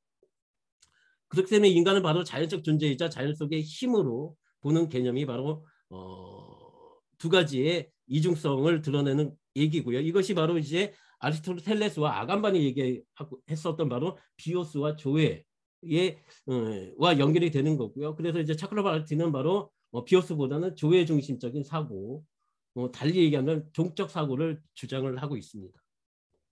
그래서 호모가 비오스 또는 사회 문화적 생명에 해당된다면 바로 앤트로포스는 조회, 즉 생물학적 생명으로 표현을 하고 있습니다. 근데 이어서 이거를 에코 모더니즘과 생태적 포스트 휴머니즘으로 연결시키는데요. 바로 이제 호모적인 관점이 바로 에코 모더니즘이라고 얘기를 하고 있습니다. 그리고 생태적 포스트 휴머니즘을 바로 앤트로포스의 관점으로 설명하고 있는 거고요. 그래서 에코 모더니즘은 인간을 과대평가하는 것이고 생태적 포스트 휴머니즘은 인간을 격화시키는 개념이라고 얘기를 하고 있습니다. 그래서 이제 에코 모더니즘이라고 하는 것은 바로 이제 인간의 능력에 혹은 이제 개입을 통해서 기후를 우리가 조절할 수 있다라고 하는 거죠. 그래서 따지고 보면 이제 기술을 통해서 다양한 방식으로 이거를 지속시킬 수 있다라고 하는 관념을 가지고 있는 겁니다. 즉 인간이라고 하는 것을 좀 과대 평가를 하고 있는 개념이 바로 에코 모더니즘이고요. 이제 반대로 이제 포스트 휴머니즘이라고 하는 것은 다른 존재와 구분이 되지 않은 즉 상호 의존하는 혹은 얽힘의 존재론으로 설명을 하고 있습니다. 그래서 인간은 많은 행위자들 중 하나의 행위자이고 지구 시스템을 구성하는 안상블 중에 하나다라고 차클라 바르티는 얘기를 하고 있습니다. 그러면서 이것과 관련해서 바로 권력이 아닌 힘으로 보자라고 얘기를 하고 있습니다. 이제 바로 권력이라고 하는 것은 에코 모노지즘을 얘기를 하고 있는 거고요. 하여간 인간이라고 하는 것이 항상 이제 행위자였고 그리고 지질학적 힘을 가지고 있었는데 인류사라고 하는 것은 의도하지 않은 결과다라고 얘기를 하고 있습니다. 즉 인간의 행동의 선택적 결과라고 하는 것은 계획적인 것이 아니라 오랜 시간 속에서 잠복기를 가지고 있었고 그러다 보니까 보이지 않았고 자연의 회복력을 통해서 그것이 묵혀졌었는데 결국은 인류세라고 하는 맥락 속에서 바로 그 결과가 나타났다라고 얘기를 하고 있습니다. 그리고 이제 그 지속 가능성과 거주 가능성을 좀 비교를 또 하고 있는데 상당 부분 우리가 지금 많이 얘기하고 있는 이제 기후 변화의 대응 방식의 대표적인 방식이죠. 바로 이제 지속 가능성. 그래서 최근에 이제 국가 기후 정책에서도 많이 사용하는 것이 바로 지속 가능성입니다. 근데 이제 차클라 바르티는 바로 이제 이거를 지속 가능성이라고 하는 것은 인간 중심적인 개념이고 바로 정치적 개념이라고 얘기를 하는 거고요. 그것보다는 거주 가능성이라고 하는 맥락으로 이해를 해야 된다라고 얘기를 하고 있습니다. 바로 이제 지속 가능성이라고 하는 것은 바로 1972년에 로마 클럽에서 이제 그 보고서 있죠. 바로 성장의 한계에서 이제 등장을 했었고, 그러다가 환경과 개발에 관한 세계위원회에서 지속 가능한 발전이라고 하는 이제 개념으로 바뀌게 됐었습니다. 근데 여기서 얘기하고 있는 지속 가능 발전이라고 하는 것은 미래 세대가 그들의 필요를 충족할 능력을 해치지 않는 한에서 현재 세대의 필요를 충족시키는 것으로 얘기를 하고 있었습니다. 결국은 이제 차카라 바이트는 결국 이 맥락은 바로 인간을 위한 것이고, 결국은 지속 가능성이라고 하는 것은 바로 인간 중심적 개념이다라고 설명을 하고 있습니다. 그래서 바로 지속 가능성이라고 하는 것은 인간 중심적인 글로벌적 차원이라고 얘기를 한다면, 거주 가능성은 행성적 차원이라고 얘기를 하고 있습니다. 그래서 바로 지속 가능성을 하나의 정치적 개념으로 보고 오직 인간을 위해 어떻게 관리할 것인가라고 하는 것이 주요 관심사가 바로 지속 가능성이라고 얘기를 하는 거고요. 그리고 또 하나는 바로 지구를 유한한 것으로 본다는 자체가 결국은 착취의 대상이다라고 하는 맥락이기 때문에 바로 인간 중심적이라고 얘기를 하고 있습니다. 특히나 바로 이제 환경에 대한 이제 보크트의 정의에서도 바로 우리의 주변은 바로 인간의 배경이다라고 하는 맥락으로 설명을 하고 있었죠. 그리고 이제 모스라고 하는 학자 역시도 지속 가능성을 이렇게 설명을 하고 있습니다. 바로 인간 중심적 용어로 설명을 하고 있는데, 바로 미래 세대가 그들의 필요를 충족할 능력을 해치지 않는 세대 하는 한에서 현재 세대의 필요를 충족시킨다라고 하는 미래 세대 역시도 바로 인간인 것이고, 그리고 시간적인 규모 역시도 수십 년의 규모에 불과하다라고 얘기를 하고 있습니다. 하지만 거주 가능성이라고 하는 것은 인간이 이제 주인공이 되지 않는다라고 하는 거예요. 즉 거주 가능성이라고 하는 것은 인간이 아니라 바로 복잡한 혹은 다세포 생명이 주된 관심사라고 얘기를 하고 있습니다. 특히나 이제 거주 가능성이라고 하는 것은 철저하게 바로 이제 과학적인 맥락 혹은 지구 시스템학적인 맥락으로 얘기를 하고 있는 겁니다. 바로 이제 이렇게 정의를 하고 있습니다. 바로 행성적이라고 하는 것은 궁극적으로 생물과 무생물을 모두 포함하는 매우 장기적인 행성 과정을 통해 인간 존재를 위한 조건을 제공하는 방법을 탐구하는 것이다. 그렇다면 그 인간 조건을 만들기 위한 그 시간적인 규모라고 하는 것은 인간의 사고 속에서는 그 상상이 안 된다. 즉 많은 이제 그 아까 얘기했었던 지구 그 지속 가능성을 주장하는 사람은 회복력을 얘기를 하고 있는데, 그 회복력이 단시간에 이루어질 수 없는 것이다. 좀 깊은 행성의 과정 속에서는 더 큰 규모의 혹은 깊은 시간적인 맥락을 가지고 있다. 그래서 바로 인간이 가지고 있는 인간사의 척도가 아니라 바로 지질학적인 혹은 지구 시스템적인 관점 속에서의 척도에 따라서 인간의 행동을 해야 된다라고 얘기를 하고 있습니다. 그래서 권력을 위해 어떻게 관리하는 문제가 아니라 행성의 깊은 역사에 근거해서 복잡한 생명의 지속적인 존재를 위해서 행성을 어떻게 우호적으로 혹은 거주 가능하게 만들 것인가라고 하는 것에 대한 고민을 해야 된다라고 얘기를 하고 있습니다. 그런 얘기를 하고 있는 거고요. 그래서 이제 제안을 하게 되는데 세 가지로 제안을 하고 있습니다. 그래서 모든 인간의 생명은 보호되어야 하고 그들의 번영이 가능하도록 보장되어야 된다. 즉 거주 가능하게 이제 그러한 조건을 만들어야 된다라고 얘기를 하는 거고요. 그래서 생물 다양성을 철저하게 보존을 해야 된다라고 얘기를 하는 거고요. 또 하나는 지구를 착취의 대상이 아니라 혹은 이제 상호적인 연결 속에서 바라봐야 된다라고 얘기를 하고 있습니다. 그리고 이제 제가 말씀드리고 싶은 거는 요거인 것 같아요. 바로 이제 저는 이제 부제 이제 한국의 인류세라고 하는 이제 맥락을 좀 썼는데, 만약에 이제 제3세계의 이제 이야기들을 보게 되면 인류세는 서구적 현상인가라고 하는 이제 문제의식을 드러내고 있습니다. 특히나 헤러웨이 같은 경우는 대농장세라고 하는 개념을 제안을 했죠. 그건 바로 북미의 역사적인 경험을 통해서 바로 인류세의 시작점을 얘기를 한 거고요.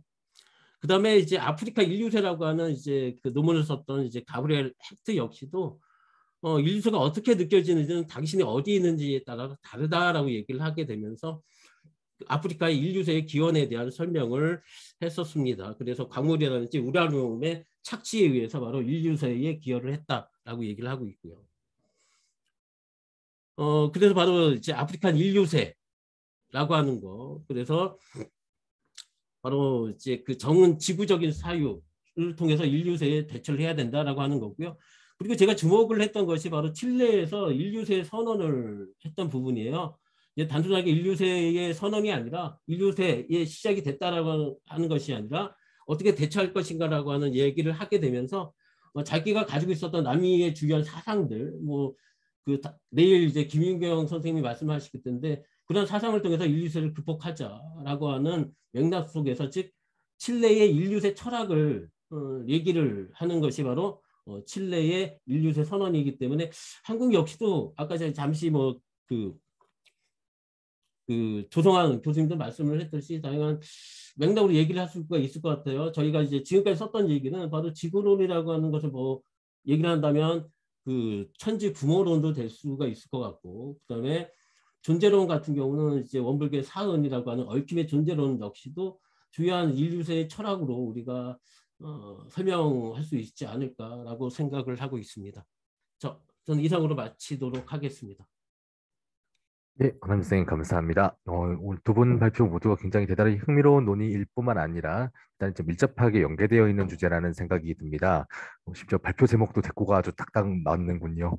그래서 이제 종합 토론 시간인데요. 어떻게 진행을 할까 하다가 다른 이제 플로어의 청중 여러분께서 생각을 좀 질문할 거리를 정리하실 동안 지정 토론자가 없잖아요. 그래서 좀 상호 토론을 잠깐 하는 시간을 가지면 어떨까 합니다. 서로의 발표가 가지는 어떤 의미에 대해서 좀 간략한 논평이라든지 질문을 던져주시고요.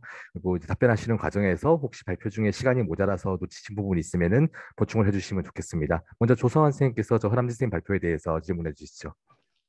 네, 감사합니다. 상호 토론이라는 예정이 없던데 잘 들었습니다. 사실 저희 지난 2년 동안에 이 지구인문학 커리큘럼도 허남진 선생님 거의 짜 주셨다고 할 정도로 거의 틀을 잡아 주셨고요. 또 하여간 최신 담론을 어떻게 이렇게 속속들이 다 찾아오시는지 자료 찾는 능력도 대단했고, 이번 차크라바르티의 발굴, 또 행성 개념도 가야 개념까지 저도 자극을 받아가지고 자료를 받아서 이제 했거든요.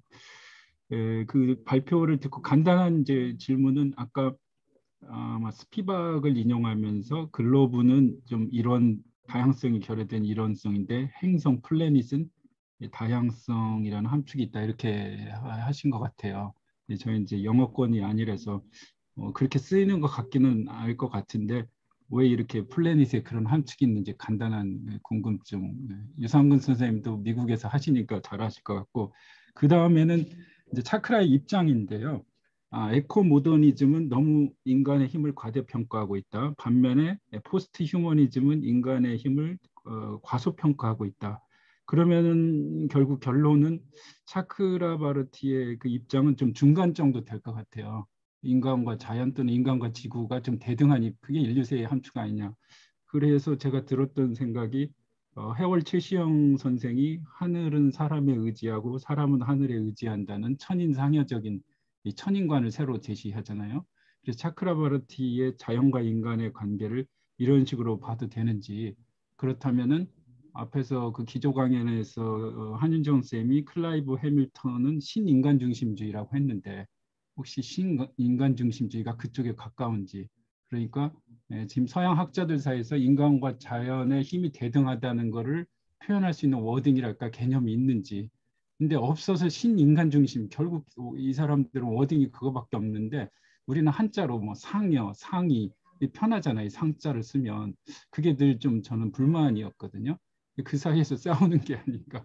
우리가 제안을 해줄 수 있는 뭐가 없나 그런 궁금증이 들었습니다. 이상입니다. 예, 감사합니다. 지금 크게 질문이 이제 플래닛 타미에 대한 보충 설명하고, 그리고 이제 에코모더니즘과 포스트 휴머니즘과 관계 속에서 이 차크라바르트의 입장이 최시영의 천인간이라든지 하는 동북아시아적인 개념하고 어떤 관계를 가질 수 있을지에 대한 질문이었습니다. 답변해 주시고 바로 이어서 또 질문 또 같이 해주시지요. 답변이 가능할 그러니까 하여간 아까 이제 잠시 말씀드렸던 스피박 같은 경우도 그냥 글로벌하고 하는 자체가 바로 핵이라 시키는 개념이기 때문에 자기 나름대로의 행성이라는 개념으로 이제 설명을 했다라고 얘기를 해요. 즉 생태적 의미를 가지고 있는 용어가 아니었다라고 고백을 하고 있었습니다. 그래서 이제 하여간 이제 글로벌하고 하는 용어 대신에 어떤 대안적인 개념이 필요할까라고 하는 고민 속에서 행성이라는 용어를 쓴 것 같아요. 그래서 저도 이제 프렌시라고 하는 이제 맥락을 좀 더 제가 찾아보고 싶었는데 하여간 자신은 이제 그러한 맥락 속에서 가지고 온 것이고 특히나 이제 행성이라는 용어를 가져온 이유가 지구 시스템이라고 하는 부분이에요.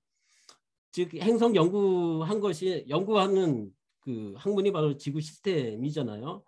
특히나 이제 지구 시스템학이 등장한 것이 바로 이제 우주 전쟁 혹은 이제 지구가 인간이 거주할 수 없을 가능성이 있다라고 하는 그런 그 위험 신호 속에서 그렇다면 여기를 떠나서 새로운 행성을 찾아야 되는데 그 행성이 과연 인간이 거주할 수 있는 행성인가라고 하는 탐구가 바로 지구 시스템이었고 그런 과정 속에서 그렇다면 인간이 거주하고 있는 이 지구는 어떻게 해서 인간이 거주할 수 있었나라고 하는 자기 성찰로 전달이 됐다라고 얘기를 하고 있습니다. 그래서 행성이라는 개념 자체를 얘기를 하는 것은 결국은 인간이 거주할 수 있는 그러한 시스템이 만들어진 따지고 보면 행성의 깊은 역사를 살펴봐야 되는 거고 그렇기 때문에 우리가 얘기하는 뭐 박테리아라든지 그런 것이 따지고 보면 우리는 그를 소멸시켜야 되는 박멸시키는 존재로 얘기하게 되는데 행성의 과정에 보게 되면 결국은 그런 것이 없었으면 인간이 존재할 수 없었다라고 얘기를 하고 있습니다. 그런 과정 속에서 결국은 그런 사고를 갖기 위해서는 행성적 사유 혹은 종적 사유가 필요하다라고 또 얘기를 하고 있는 것 같고요. 그리고 또 하나는 제일 제가 이제 힘들었던 부분이 아직도 이제 해결하지 못한 부분이에요. 그렇다면 차크라바르트는 어떤 방식이 좋은가? 그러니까 해결 방식을 이야기를 해야 되는데 결국은 이제 종의 다양성을 보존을 해야 된다라고 얘기를 하고 또 하나는 이제 지질학적 힘, 그 힘을 즉 힘을 가지고 있는 존재이기 때문에 그 힘을 약화시킨다든지 혹은 행성적 관점을 가지고 그거를 유연하게 해야 되는 거고 적극적인 인간의 상상력이 발휘가 된다면 그는 또 가능하지 않을까라고 또 이야기를 하고 있습니다. 하여간 이게 두 번째 질문에 대해서는 좀 더 제가 또 고민을 좀 해야 되는 것 같고요. 그래서 아직은 제가 읽으면서 사실 엄청나게 그 차크라바르트의 무게감을 느꼈습니다. 제가 들을 수 없는 존재인 것 같아요. 아까 얘기를 했듯이 물리학을 전공을 하다 보니까 과학적인 이제 서적을 또 충분히 읽을 수 있는 능력이 있었고요. 그 다음에 탈식민주의 역사를 공부를 했다 보니까 역사, 문화, 철학 등 다양한 모든 영역들을 되게 자기화 시켰고 그 자기화 시킴을 통해서 자기의 논지를 펼치는데 그거를 따라가기 힘들더라고요. 그래서 저도 좀 체력을 좀 키워서 다시금 또 읽어야 되지 않을까라고 생각하고요. 또 하나는 아까 이제 그 2021년에 나온 책에 이전의 논문들을 그냥 든 것이 아니라 다양한 이제 수정과 보완하는 작업을 했더라고요. 그래서 이게 대조하면서 살펴봐야 될 것 같은 느낌도 있습니다. 그러면 이제 상호로 질문을 드려야 되는데 아까 잠시 이제 그 말씀을 하셨잖아요. 최종적으로 가이아는 세속적인 개념이다라고 얘기를 하게 됐는데 그러니까 차크라바르트 역시도 제가 알기로는 최근에 책들을 보게 되면 이제 대지로 이제 번역을 하더라고요. 특히나 이제 우리가 러브럭의 가이아설이 나왔을 때 다양한 비판들이 종교적인 용어를 사용하고 있다라고 하는 이제 맥락으로 이제 그 비판을 받았잖아요. 결국 세속화된 가이아라고 하는 용어를 드러낸 역시도 거기에서 벗어나려고 했던 작업이 아닐까라고 저는 저는 궁금하고요. 그런 과정 속에서 저는 이제 대지라고 하는 용어로 가자라고 하는 것 같습니다. 이에 대해서 혹시 의견이 있으시면. 예, 곧바로 답변 부탁드리겠습니다. 네, 그래서 저도 뭐 다음 달에 또 그 종교문화 포럼에서 뭐 세속 관련 또 발표를 해야 되는데 그래서 이제 느꼈던 게 그러니까 그런 유럽 문화적인 배경 하에서 그런 찬반 양론이 거세게 일어난 게 아닌가라는 생각이 들었다는 거죠. 하나는 너무 성화하니까 하나는 또 그걸 세속화하려고 하는데 우리 틀에서 보면은 이게 별로 대립적이지가 않아 보이는 거죠. 일단 그런 구분이 없고 우리는 지구 자체도 얼마든지 공경할 수 있으면서 지구도 무자비하잖아요. 동일본 대지진 보면은. 그래서 제가 아직 라투르를 깊게 이해를 못해서인지 그게 저의 과제거든요. 그래서 다음 달 발표가 뭐 성스러운 지구, 세속화된 가이아 뭐 이런 비슷한 주제고 허남준 선생님이 토론을 해주실 건데 앞으로 저도 그러니까 가이아에 대한 두 가지 입장이죠. 하나는 생태신학적이고 최근에 차크라바르티나 라투르 입장인데 그거를 한번 면밀히 검토해서 좀 그런 생각이 들었어요. 유럽 안에서의 저런 논쟁이다 이런 느낌이 들었고 제 이해가 맞는지도 또 검증을 해봐야 되니까 네, 좀 다른 분들 어떻게 생각하시는지 모르겠어요. 예, 세속화시켜도 공경할 수 있지 않나요? 그런 저는 허남진 선생님 생각을 듣고 싶습니다. 그 이제 공경이라는 말씀을 하셔가지고 그 차크라바르티의 하나의 그 좀 이야기를 좀, 좀 전해드리고 싶은데, 그러니까 차크라바르티가 이제 하버드 신학대에서 이제 발표를 했었습니다. 그래서 인류세와 이제 영성과 관련된 이야기를 했는데, 하여간 그렇다면 지구를 어떻게 바라봐야 되고 하느냐, 혹은 이제 그 태도적인 문제를 얘기를 했었습니다. 그러면서 서구 근대에 대한 이제 이야기를 하게 됐는데, 바로 우리가 얘기하는 근대라고 하는 것은 두려움을 제거하는 과정이었다라고 얘기를 합니다. 결국 우리는 지구를 결국은 두려워하지 않는다라고 하는 거고요. 그래서 우리는 지구를 두려워해야 되고 두려워해야지만 바로 그러한 공경심이 나온다라고 얘기를 합니다. 그래서 이전에 공경심이라고 하는 것은 주고받는 관계 속에서의 그 공경심이라고 얘기를 한다면, 지금의 이야기는 두려워하는 존재로서의 인식 속에서 이제 공경심이 나온다라고 차크라바르티는 또 이야기를 하고 있습니다. 예, 그래서 이제 그 가려운 부분을 긁어주셨는데 제가 라투르를 뭐 깊게 읽지는 못했지만 불만이 그래서 지구를 어떻게 우리는 대해야 될 것인가라는 말은 없고 지구를 그렇게 인식하면 안 돼 이런 논이에요. 정통 철학 존재론 인식론인데 그 우리 입장에서 그럼 우린 지구를 어떻게 해야 되지? 근데 그건 생태신학 쪽에서 오히려 지금처럼 말해주는데 아무래도 차크라바르티는 또 인도 전통이 있어서 그런지 그 양쪽을 다 지금 보고 있는 것 같고 그 두려움에 대한 얘기는 저도 크게 공감했던 게 우리 이 조선 철학사 전통에서도 외천이라고 해서 대단히 하늘에 대한 두려움 강조했잖아요. 그 두려움이 사라진 시대가 근대라는 거 아니겠어요? 그게 세속의 시대고. 그래서 저는 그 문제를 라투르가 어떻게 이해하는지를 좀 묻고 싶은데 그분 박사 논문이 또 신학 논문이라고 들었거든요. 그래서 제가 공부가 짧아서일지도 모르겠는데 이런 질문을 한번 던지고 싶어요, 본인한테. 네, 감사합니다. 예, 감사합니다. 굉장히 열띤 논의였고, 특히나 이제 저 가이아 개념이라든지 뭐 행성 개념 같은 것들을 통해 가지고 인간이 그래서 지구를 어떻게 대해야 되는 것인가, 공경이냐, 뭐 외경이냐, 뭐 등등의 이제 굉장히 좀 복잡한 논의들이 이제 나타날 수가 있을 것 같습니다. 이어서 지금 이제 말씀 발표 들으면서 그리고 이어지는 그 상호 토론을 들으시면서 떠올랐던 그런 의문점 같은 것들을 지금 말씀해 주시면 되겠습니다. 예, 김봉곤 선생님, 마이크 꺼져 있습니다. 허남진 박사님한테 질문을 좀 하겠습니다. 차크라바르티에 대해서 뭐 여러 가지로 설명을 해주셔가지고 난 좀 누군가 했는데 이제 조금 알 것 같아요. 근데 거기에 그 플래니트 그거를 행성으로 번역을 했는데 보통 우리가 알고 있는 행성은 하늘을 도는 별들을 이야기를 해요.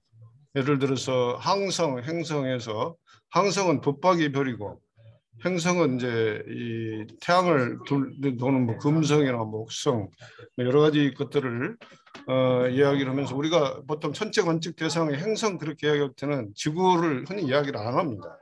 근데 이제 이 하 박사님은 그거를 행성론이라고 그랬어요.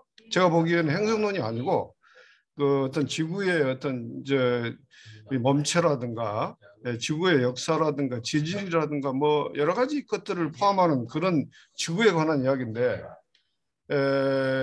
그거를 행성으로 번역해야 될 그런 이유가 있는지. 근데 행성 그러면 갑자기 화성이나 목성을 떠올리지 지구를 떠올리지는 않거든요. 거기에 대해서 답변을 부탁합니다. 예, 이정 교수님 얼마 저 전에 추가 예, 질문 하시죠. 네. 네, 저기 죄송한데 제가 한 말씀 드려도 될까요? 저 서울시립과학관에 있는 이정규라고 합니다. 그 아침에 급하게 이 포럼이 있다는 거 알고 지금 들어왔는데요. 제가 천문학을 전공했어요. 그러니까 김봉곤 선생님 말씀도 맞고요. 그러니까 붙박이 별이냐 떠돌이 별이냐 이렇게 볼 수 있는 면이 분명히 있고요. 근데 태양계라는 시스템 안에서 지구는 행성이 맞습니다. 예, 그 말씀 드리고 싶습니다. 예, 지금 테크니컬한 뭐, 부분. 그 저도 이제 행성이라고 말씀드렸는데 하면은, 예, 예. 그러니까 우리는 지구로 보고 있지만 그 태양계 입장에서는 우리도 하나의 행성에 불과한 거고요. 그 시스템 그 과학자 그러니까 이 양반도 얘기를 하고 있습니다. 바로 이제 그 화성을 탐구를 했던 것도 행성에 대한 이야기인 거고 결국 지구 역시도 행성적인 관점으로 탐구를 했다라고 얘기를 하고 있습니다. 그 어떤 저 지구를 상대화한다고 하는 것도 이제 되게 중요한 그리고 인간 중심성에서 벗어난다고 하는 맥락에서 이제 플래닛 개념을 쓴다는 건 충분히 이해가 되는 것 같습니다. 다만 이제 우리가 행성이라고 플래닛을 번역할 때는 이제 저 스텔라 아니고 플래닛이라고 하는 의미가 되게 강하게 느껴진단 말이죠. 이제 네네. 그게 아니라면 좀 대안적인 번역어를 찾는 것도 하나의 방법이 될 수 있지 않을까 싶어요. 이정규 선생님께서 말씀해 주시죠. 네, 그 부분이 제가 천문학 강의를 할 때도 되게 헷갈리는 부분인데요. 그러니까 우리는 별을 밤하늘에 반짝이는 건 무조건 다 별이라고 얘기를 해요. 근데 실제로 영어로는 그 별을 두 개로 나누죠. 스타와 플래닛으로. 그래서 그 밤하늘에 이렇게 계절이 바뀌어도 다시 나타나는 내 같은 모양으로 나타나는 애들은 붙박이별 그래서 그 항성이라고 부르고요. 그 항성들 사이를 떠돌아다니는 별들을 우리는 떠돌아다니는 단일 행자 써서 행성을 쓰는 거거든요. 그러니까 행성은 사실 별이 아니에요. 엄밀한 의미로. 그러니까 천문학을 한 물리학적 의미에서 보면은 근데 거기서 오는 혼돈인 것 같습니다. 제가 볼 때. 그리고 야 교수님 혹시 저 일본에서는 그 플래닛 그 왁세라고 하지 않습니까? 혹성이라고도 하지 왁세, 예. 않습니까? 예, 예. 예, 그래서 예, 이 번역을 좀 고민해봐야 될 것 같아요. 이 맥락으로 플래닛 쓸 때는. 예, 예. 그리고 또 하나 말씀 예, 말씀해 주십시오. 드리는데요. 그 서구만 서구만이 아니었어요. 근데 그 서구의 문맥에서는 그 글로브에서 플라넷라든지 그 가이아라든지 그쪽으로 하고 있는데, 막 한국의 경우에는 그 오히려 지구라는 개념을 그 서양을 중국 경영을 해서 실학자들이 받아들이면서 그 중국 중심의 정원 지방이라는 세계관을 벗어나서 땅이 덩그르고 또 중화 중심의 세계관에서 벗어나고 혼대형 같은 경우는 그 역의 춘추론 같이 그 자기도 중심이 될 수 있다 이렇게 주장했고, 차한기는 더 나아가서 그 세계 전체를 바라봐서 그 지구 전요라는 책까지 쓰게 됐고, 또 그 차한기는 지구 전요라는 책을 쓰면서 그 안에 시스템적인 그 우주관을 설명을 하고 기술을 하고 있습니다. 그래서 그런 걸 봤을 때 서구에서는 인간 주체와 그것을 그 대상으로서의 자연이라는 그 이분법적인 사고 그 바탕으로 깔고, 지구는 아마 서양 사람들이 생각하는 지구라는 게 지구의 인간이 대상으로 보는 지구이라든지 그런 이미지로 가지고 있기 때문에 예, 글로브라는 말이 아주 뭐랄까 뭐, 지구를 그 물건처럼 다루는 그 약간 지금으로서는 부정적으로 여겨지고 있는 것 같은데, 한국의 그 맥락에서 볼 때는 오히려 지구라는 글로브적인 시각으로 얻었을 때 오히려 뭐랄까 전통적인 그 세계관을 벗어나서 오히려 보편적이고 또한 자기 뭐랄까 중국 중심의 시각을 벗어나고 또 뭐랄까 모든 나라들을 평등하면서 자기 주체성도 그 안에 확실히 있다는 새로운 시각을 얻게 되었는데, 그리고 또 하나 그것은 아마 동학에서 우리는 이 조선 도는 서양의 톤도도 같지만 톤도 같지만 학은 톤수가 다르다. 우리는 조선에서 살았기 때문에 우리는 동학을 여기서 먼저 한다는 그런 얘기가 있었던 것 같은데 제재에서는 그런 말이 있었는데 그런 면에서 생각해 볼 때 오히려 그로브라는 말은 그 콩이라는 말이 뜻이 있어요. 그런 단어에는 아스라든지 프라네스는 좀 프라네스라든지 그런 단어에서는 동굴이라든지 꽁이라든지 그런 뜻이 없어요. 그래서 너무 좀막 발표를 들으면서 좀 느낀 것은 너무 그 서구적인 논의에 휘말리지 말았으면 좋겠다는 느낌이 들었습니다. 좀 그래도 그 지구라는 단어를 안 쓴다면 오히려 차라리 그 새로운 단어 둥근 땅이라든지 그런 거를 고유로 새롭게 만든다든지 하는 것도 하나의 방법이 아닐까. 좀 질문이라기보다 감상 같은데 좀 그렇게 예, 들었습니다. 지금 감사합니다. 지금 코멘트는 지금 오늘 발표에서는 계속 글로브라고 하는 것이 굉장히 인간 중심적이라고 해가지고 극복 대상인 개념이어서 그래서 뭐 어스를 쓰든지 프라이스 쓰든지 가이아를 쓰든지 이렇게 하자고 얘기를 했었는데 지금 야규 네, 박사님 말씀은 19세기 동북아시아 맥락에서는 지구라는 말도 되게 변혁적이었다는 얘기잖아요. 네. 그렇다면 너무 이제 그쪽 맥락의 저기 논의에 휩쓸리지 않는 게 좋지 않겠냐는 지적이었는데 어떻게 생각하십니까? 두 분 중에 아무나 답변을 간단하게 해주시죠. 음, 그러니까 예를 들어서 저희가 처음에 이제 읽었을 때 그 양수명의 동서문화와 철학도 읽고요. 그런 거 읽었을 때 그게 글로벌이었거든요. 동서를 아우르는 거, 취향기도 그러고, 그러니까 개념적으로 그렇다는 거예요. 거국적이다 이런 말입니다. 이 사람들이 글로벌을 쓸 때. 근데 거기에 위험성은 예를 굳이 말하면 같을 동자, 그게 스피박이 지적한 거거든요. 너무 그 동질성만 강조하는 게 아니냐. 그래서 지금 그 서양인들이 플래닛을 강조하는 건 굳이 말하면 이제 통이라고 할까요? 다죠. 플래닛에는 이제 그런 의미가 담겨 있다고 해서 이 사람들이 이제 구분해서 이제 쓴다는 거죠. 그래서 야기 박사님 확실히 19세기 맥락에서는 우리가 중국 중심의 질서를 벗어나서 세계화되는 글로브 됐는데 문제는 아마 박채환 교수님 전공일 텐데 90년대 이 글로벌라이제이션으로 우리가 또 미국의 자본주의 체제에 들어가고 그런 것도 있잖아요. 100년 뒤에 이 문제도 여전히 남거든요. 그래서 글로벌을 또 선호해야 되냐 하면은 또 반론도 심할 것 같아서 예, 물론 이제 새로운 말을 그래서 저희도 지구가 하나의 님이 됐다 이렇게 말했고 그건 좀 생태신학적인데 다만 이 천도교에서 하늘에서 한울로 바뀌고 뭐 대종교는 한얼로 바뀌는 게 우리도 하늘을 지칭하는 게 여러 이름이 있듯이 서양인들이 지금 그걸 하고 있는 거예요. 여러 이렇게 고민 중에서 야 이렇게 해보자 저렇게 해보자. 우리는 한얼도 했다 한울도 했다가 뭐 한알도 했다가 그런 거하고 비슷하다는 걸 이제 지적하는 거지. 서양인들이 이거 쓰니까 쓰자 그런 건 아니고요.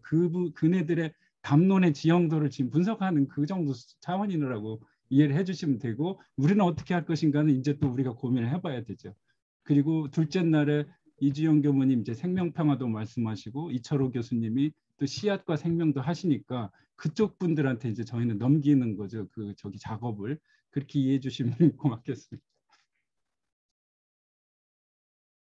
감사합니다. 예, 뭐 충분히 해명이 된 것 같습니다. 저기 혹시 지금 저 외국어대 박지환 교수님 언급이 좀 됐습니다만 혹시 좀 주실 말씀 있으신가요? 네, 말씀 들리시나요? 예, 잘 들립니다. 네, 저는 오히려 일단 뭐 저 질문보다도 김태찬 교수님 이렇게 화면으로 뵙게 돼서 반갑습니다. 그동안 건강히 잘 지내시는지. 교수님 안녕하세요. 반갑습니다. 아무튼 이렇게 화면으로 이렇게 뵙게 돼서요. 다들 뵙기 쉽지 않은 분들인데 아무튼 오늘 학회 준비하시느라고 다들 수고하셨고요. 저도 뭐 제가 속한 우리 지금 글로벌 창의산업연구센터가 함께 공동 주최로 돼 있어서 오히려 고마울 따름입니다. 제가 뭘 더 추가적으로 해야 될지 나중에 연락 주시면 뭐 기부금이라도 내든지 해야 될 것 같기도 하고 좀 부담은 됩니다. 아무튼 지금 저는 오히려 그 야규 선생님 의견에 적극적으로 동의하는데요. 어쩌면 지금 그 저희들의 사고가 저희들의 사고가 좀 개념에 갇혀 있는 경향이 있는 것 같습니다. 자꾸 그 지구 인문학을 하다 보니까 지구라는 그 단어로 저희들이 지금 사고가 갇히게 되는데 조금 더 사고 범주를 넓히면 지금 제가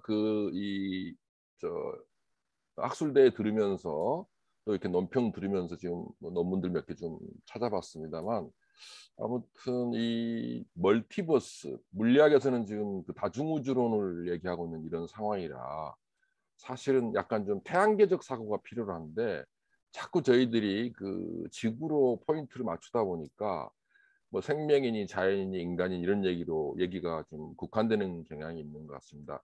인류세는 이미 이제 미셀 푸코가 그 인류학적 잠이라고 해서 근대 철학을 비판하면서부터 등장했는데 거기다 뭐 신을 붙여가지고 신인간 중심주의라고 하는 것도 조금 어설퍼 보이고 아무튼 오늘 전체적으로는 지금 상당히 참신한 아이디어로 논의가 전개되고 있습니다만 너무 개념에 갇힌 경향이 있어 조금 더 무한 우주를 저희들이 고민해야 되는 이런 상황에서 지구에 갇히면 역시 서구에 담는 틀 안으로 들어가 버리기 때문에 새로운 얘기를 할 수가 없는 상황이죠. 그렇게 보면 이제 우리 야구 박사께서 지적해 주신 것처럼 개념을 새롭게 잡고 들어갔어야 되는데 지구 인문학이라고 하니까 지구에 갇힌다는 이런 생각이 1차적으로 많이 들었고요. 그다음에 지금 플라네터리와 그 어스나 글로벌은 지금 예를 들어서 프랑스 같은 경우는 글로벌라이제이션이라는 표현을 안 쓰고 몽디알리자스용이라는 표현을 쓰거든요. 그리고 프랑스인들도 역시 어스는 안 쓰고 글로벌도 안 쓰고 플라네터리가 이제 일상화가 돼 있어요.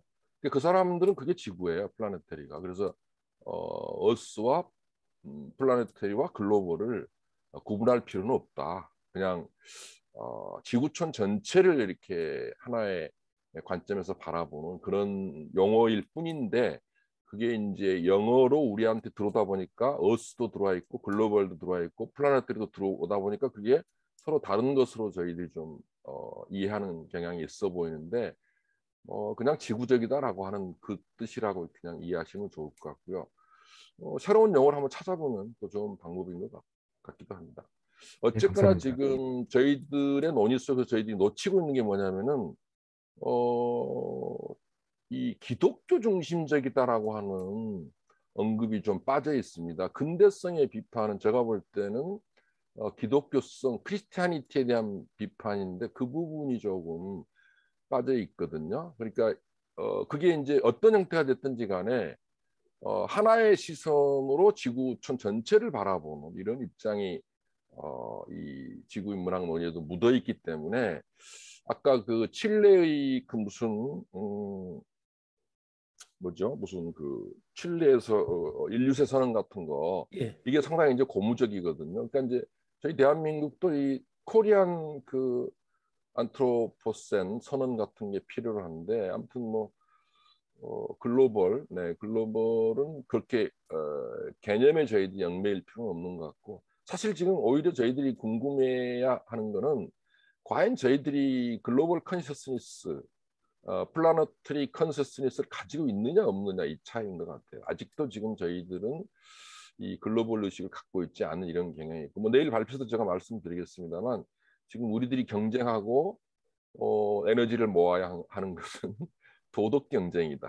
그래서 내일은 제가 오상준 선생님의 그 초등교수의 일부를 발표하게 될 텐데 아무튼 이 지구촌이 문명화되기 위해서는 도덕적일 필요가 있다라는 거를 그러니까 다시 말씀드리면 이제 전체적인 이 서양인들도 만약에 저희들의 학술대회를 참관해서 본다는 입장에서 우리의 입장을 분명하게 드러낼 수 있는 것에 대한 고민은 아마 이번 학술대회를 기점으로 해가지고 좀 더 같이 한번 고민해보면 좋을 것 같습니다.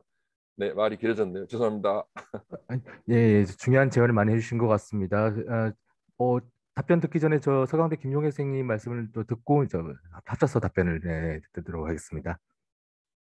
네, 방금 선생님께서도 그 도덕적인 문제, 도덕 경쟁이라는 말씀을 하셨는데, 지금 지구로 뭐 옷으로 볼 건가, 글로브로 볼 건가, 플라네터리로 볼 건가, 태양계 중심으로 솔라 시스템으로 볼 건가, 뭐 여러 가지 그 것들도 있지만 어떻든 간에 과학적인 소술적인 것에서 어떻게 당위적인 것이 작동할 수가 있는 건가 하는 질문을 저는 가지고 있거든요. 그러니까 가치의 문제이고, 그다음에 인간이 행위를 해야 된다고 한다면 어떻게 동기부여를 할 것인가인데, 어떻게 과학적 사실에서 인간의 행위의 당위성을 이야기할 수 있는가? 이건 휴미 이야기했던 뭐 휴메 법칙이라든지 지무호가 자연주의적 오류라고 하는 것, 그다음에 인간의 자유 내지는 정신을 이야기를 하면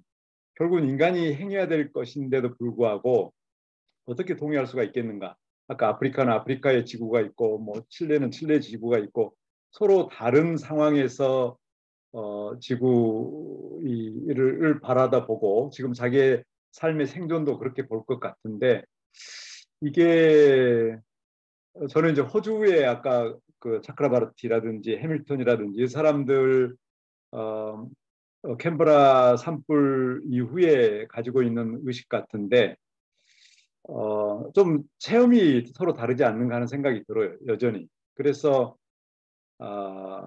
네, 그야말로 이제 다양한 이야기들이, 그러니까 종의 다양성뿐만이 아니라 하여튼 지구의 이해에 대한 것들도 다양해야 되고, 뭐 종교에 대한 또는 영성적인 것이라든지 또는 여러 가지 문제를 해결하는 대안에 있어서도 굉장히 다양할 것 같은데요. 그럼에도 불구하고 과학이라고 하는 것을 가져올 수밖에 없는 인간의 힘이라고 하는 것이 결국은 과학과 기술인데, 그것으로 대응을 한다면은 적어도 과학과 기술이 전제되고 있는 그 자연적 소술에서 당위적 소술로 나아가는 데 있어서 왜 그래야 되는 건지에 대한 가치의 문제, 윤리적 가치의 문제가 이야기하지 않고서는 그 사람들에게 요청하기가 어렵다 하는 생각을 합니다. 예, 중요한 코멘트 감사드립니다. 그리고 제가 좀 놓쳤는데 아까 유상근 선생님 손 드셨나요? 네네네. 근데 예. 시간이 저기 충분히 있나요? 아니 질문. 뭐 그 정도는 괜찮을 것 같습니다. 예, 말씀하시죠. 그러면 저희 짧게 예. 저기 하겠습니다. 우선 너무 발표 재밌게 잘 들었고, 또 그 두 분 발표를 이제 같이 들으니까 이제 비교가 되면서 더 좋았던 것 같은데, 특히 이제 그 허남진 선생님께서 이제 그 차크라바티 하면서 글로브에서 이제 플래넷으로 이 개념을 바꿔야 되고, 서스테이너빌리티가 아니라 헤비터빌리티, 이게 너무 중요한 그 인식 전환인 것 같아서 많이 배우면서 잘 들었는데, 이게 허남진 선생님은 플래넷에 강조해서 이제 좀 정리를 해주셨고, 조선 선생님은 이제 가이아를 해주셨는데, 플래닛은 이제 더 과학적이고 좀 차갑고, 이제 팩트 자체를 인간 중심이 아니라 이제 자연 중심에서 우리를 보자, 좀 이런 거라면은 이제 가이아는 조금 더 영성적이고 신적인 거를 좀 강조하는 걸로 저는 좀 이해가 되거든요. 근데 결과적으로 이 개념 전환이 그 주는 해결책이랄까, 뭐 솔루션이랄까, 또 비슷한 것 같아요. 아까 얘기 나왔던 것처럼 자연을 좀 경외의 대상으로 본다거나.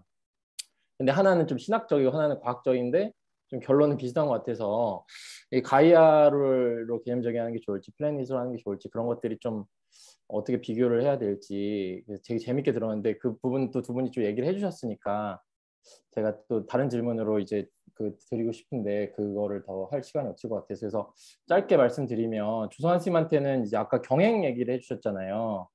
근데 시간이 없어가지고 충분히 설명을 못 해주신 것 같은데, 그 경물이나 뭐 경천 이런 거는 그 경외의 대상이 예를 들어 하늘이나 물건이 이러면 이게 좀 객관적이고 그 가치가 들어가지 않는 대상을 우리가 경외하자, 사람보다 낮은 걸로 여겨졌던 거를, 뭐 이렇게 이해가 되는데, 행동이라 그러는 거는 인간이 하는 행동이잖아요. 그래서 행동이라는 것 자체가 이미 가치가 들어가 있달까? 그러니까 모든 행동을, 경물이면 모든 물건을 우리가 경외하자가 되는데, 행동은 모든 행위, 뭐 부도덕하고 뭐 그런 것까지 경외할 수 있는 건지, 그러니까 그런 것들이 조금 의문이 들어서 조금 부연 설명해 주실 수 있는지 궁금하고, 또 허남진 선생님한테는 여기까지 할까요? 너무 길어지죠? 아니요, 양하신 거 간략하게 부탁드리겠습니다. 네, 허남진 선생님한테 또 짧게 하면은, 그러니까 이 해결책이 결국에는 이제 우리가 지구를 전체를 생각하고 종을 생각하고 뭐 지구를 넘어서서 행성으로 생각하고 이런 건데 최근에 이제 제가 좀 그 어떤 이제 전 사이언스 픽션 연구를 하니까 사이언스 픽션 작가들 중에 오히려 그런 문제에 대한 해결책으로 인류세의 해결책으로 우리 더 이제 경제제도냐 사회제도를 로컬라이즈 하자. 그러니까 지역에서 자급자족할 수 있는 경제 규모의 스케일을 줄여가지고 그것이 이런 인류세 문제 해결책이 아니겠나 이런 것들도 좀 봤거든요. 그래서 그런 부분에 대해서는 또 어떻게 생각하시는지 궁금합니다. 너무 재밌게 잘 들었습니다. 감사합니다. 지금 세 분의 좀 비평적인 논평과 질문을 들었는데요. 저기 답변하실 거 있으면은 조성환 선생님부터 간략하게 좀 부탁드리겠습니다. 네, 세 분 감사드립니다. 먼저 박채환 교수님, 그러니까 저희도 이제 그런 무한 우주를 이제 알고 그렇게 좀 읽어서 현암진 선생님하고 야 그럼 지구 인문학도 작다. 우리 이제 행성 인문학이나 우주 인문학이라고 해야 되지 않나 했는데 행성도 지금 안 받아들여진다는 거예요. 지구도 낯설어 하는데 그래서 저희는 단계를 설정한 거고요. 네, 지금 지구까지도 가려면 좀 멀었다고 생각해서 교수님의 문제 제기는 충분히 공감하고 김용혜 신부님의 이제 사실과 가치 문제는요. 저는 그 인간의 조건이라는 키워드로 나름 해결이 됐는데 왜 지구를 공경해야 돼? 우리의 조건이니까 생존 조건이니까. 그죠? 저는 그렇게 이해를 합니다. 예를 들어서 제가 아주 세속적인 말을 하면은 제 직장이 원광대인데 원광대에서 월급을 받아서 가족을 먹여 살리니까 원광대는 저한테 공경의 대상이 될 수 있다는 거예요. 저는 그렇게 이해를 하고요. 그 다음에 이제 가이아 문제는요. 그러니까 지금 유상근 선생님 지적해서 결국 결론은 비슷한 거 아니냐. 저도 그렇게 느꼈는데 지금 라투르가 왜 가이아를 세속화해야 된다고 그 반론은 우리식으로 말하면 이런 것 같아요. 우리가 그래서 새로운 지구 이름으로 한우를 만들었잖아요. 천도교에서. 근데 이게 너무 종교적인 거예요. 반발이 심할 겁니다. 기독교나 이런 쪽에서는. 그러니까 라투르가 반발을 하는 거예요. 그러니까 가이아라는 개념에도 서양은 그런 뉘앙스가 강한 모양이죠. 아무래도 그렇게 저는 이해를 했고요. 마지막에 경행은 그래서 제가 처음에 신행을 썼어요. 신중히 해야 된다. 그거는 중용 1장의 신독을 염두에 둔 표현입니다. 혼자 있을 때도 삼가야 되는 신독을 그냥 경행으로 바꾼 걸 뿐이거든요. 그래서 그때는 모든 행동을 공경하라는 게 아니라 우리의 행동을 경건하게 하라는 의미로 좀 쓴 겁니다. 그러니까 조금 이렇게 맞춘 거죠, 억지로. 그래서 퇴계 선생의 그 경사상을 염두에 둔 거라고. 마지막에 이제 허남진 선생님한테 질문 드린 거는 그래서 저희가 지구 지역학이란 말을 쓴 거죠. 익산의 생태 문제에 지구적 문제가 들어있어서 결국 지역 운동이고 그래서 한살림 운동에 공감을 했던 겁니다. 우리가 뭐 지구촌을 다 돌아다닐 수는 없어요. 여기서 운동을 해야 된다는 거죠. 이상입니다. 예, 허남지 선생님 저기 추가적으로 답변하실 거 있으면 하십시오. 아까 지금 개념과 관련돼서 말씀하셨는데 이게 사실 저희가 오늘의 그 취지라고 하는 것은 좀 서구적인 흐름을 한번 보자라고 하는 거고요. 그래서 저희는 그 당연히 그냥 서구적인 개념에 저희가 묻힐 생각은 없고요. 저희가 생각하고 있는 것은 적극적인 만남 혹은 대화입니다. 특히나 그래서 대화를 하기 위해서는 상대방을 알아야 되잖아요. 그래서 지구학 담론, 서구의 지구학 담론을 저희가 좀 정리를 하고 그거를 동아시아 혹은 한국적인 개념으로 어떻게 그 대화를 시킬 수 있을까라고 하는 것을 항상 저희는 고민을 하고 있고 지금까지 저희들이 썼던 그 논문들도 대다수가 그렇게 만남이라고 하는 맥락으로 저희가 사용을 논문을 썼고요. 그리고 이제 그 태도 문제를 말씀을 하셨는데 이런 것 같아요.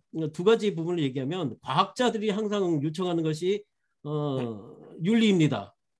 그러니까 이러니까 너희들은 새로운 윤리를 만들어 달라. 그러니까 인문학의 요청이 있는 거고요. 그리고 최근에 이제 그 저희가 읽었던 책 중에 좀 재밌었던 책이 하나 있어요. 샘 미끼라고 하는 이제 학자인데 그 학자가 이제 그 지구 철학, 그러니까 토마스 베리의 지구학과 그리고 들레지와 같은 지구 철학을 만나야 된다라고 얘기를 합니다. 근데 저희가 그 세밀한 분석은 아닌데, 그러니까 하여간 저희가 생각하는 것은 되게 유럽적인 부분에서 되게 이제 테러라고 하는 부분이 그렇게 논의가 안 돼요. 근데 토마스 베리 같은 경우는 되게 이제 테러라고 하는 거 되게 종교적 의미를 좀 강조를 하거든요. 결국은 이 두 가지가 만나야지만 올바른 생태치가 되지 않나. 라고 이제 샘미끼가 얘기를 합니다. 그래서 당연히 이제 과학적인 이제 사실들 그것도 결국은 우리가 받아들여야 되는 거고 거기서 멈추는 것이 아니라 어떻게 하면 인문학적으로 어떻게 우리가 새로운 윤리라든지 혹은 태도를 얘기를 할 수 있을까라고 하는 고민을 해야 될 것 같습니다.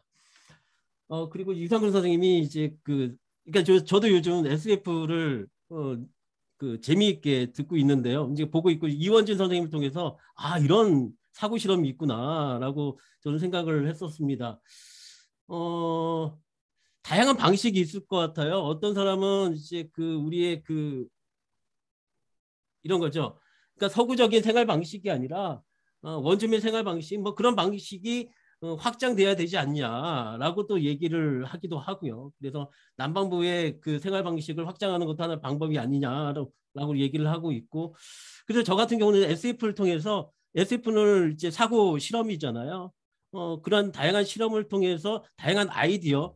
그래서 이게 차크라가 얘기하는 그 상상력이라고 하는 것도 역시 이런 SF 즉 사고 실험 속에서 나오지 않을까라고 저는 또 생각을 하고 있습니다.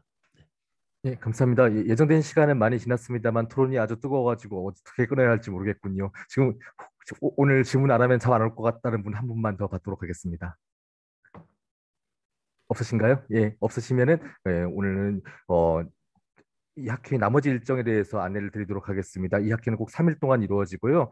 내일은 2부 운명이라는 주제로 오후 1시부터 시작되겠습니다. 그리고 토요일에는 존재라는 주제로 오전 10시에 신호하라 마스타크 선생님의 기조 강연과 함께 시작하도록 하겠습니다. 혹시 저 두 분 선생님 또 추가로 공지하실 내용 있으신가요? 예, 없으시면은 장시간 동안 수고 많으셨습니다. 참석을 부탁드린다고. 예, 내일도 재밌는 발표들이 이제 준비가 되어 있으니까 꼭 참석해서 함께 토론을 해주셨으면 좋을 것 같습니다. 네. 예, 많은 참석 다시 한번 부탁드리겠습니다. 오늘 또 못다한 토론은 내일 계속 이어서 할 수 있으면 좋겠습니다. 장시간 동안 수고 많으셨습니다. 오늘 이걸로 학술회의 모두 마치도록 하겠습니다. 수고하셨습니다. 네, 수고하셨습니다. 수고했습니다. 수고하셨습니다. 수고하셨습니다. 수고하셨습니다.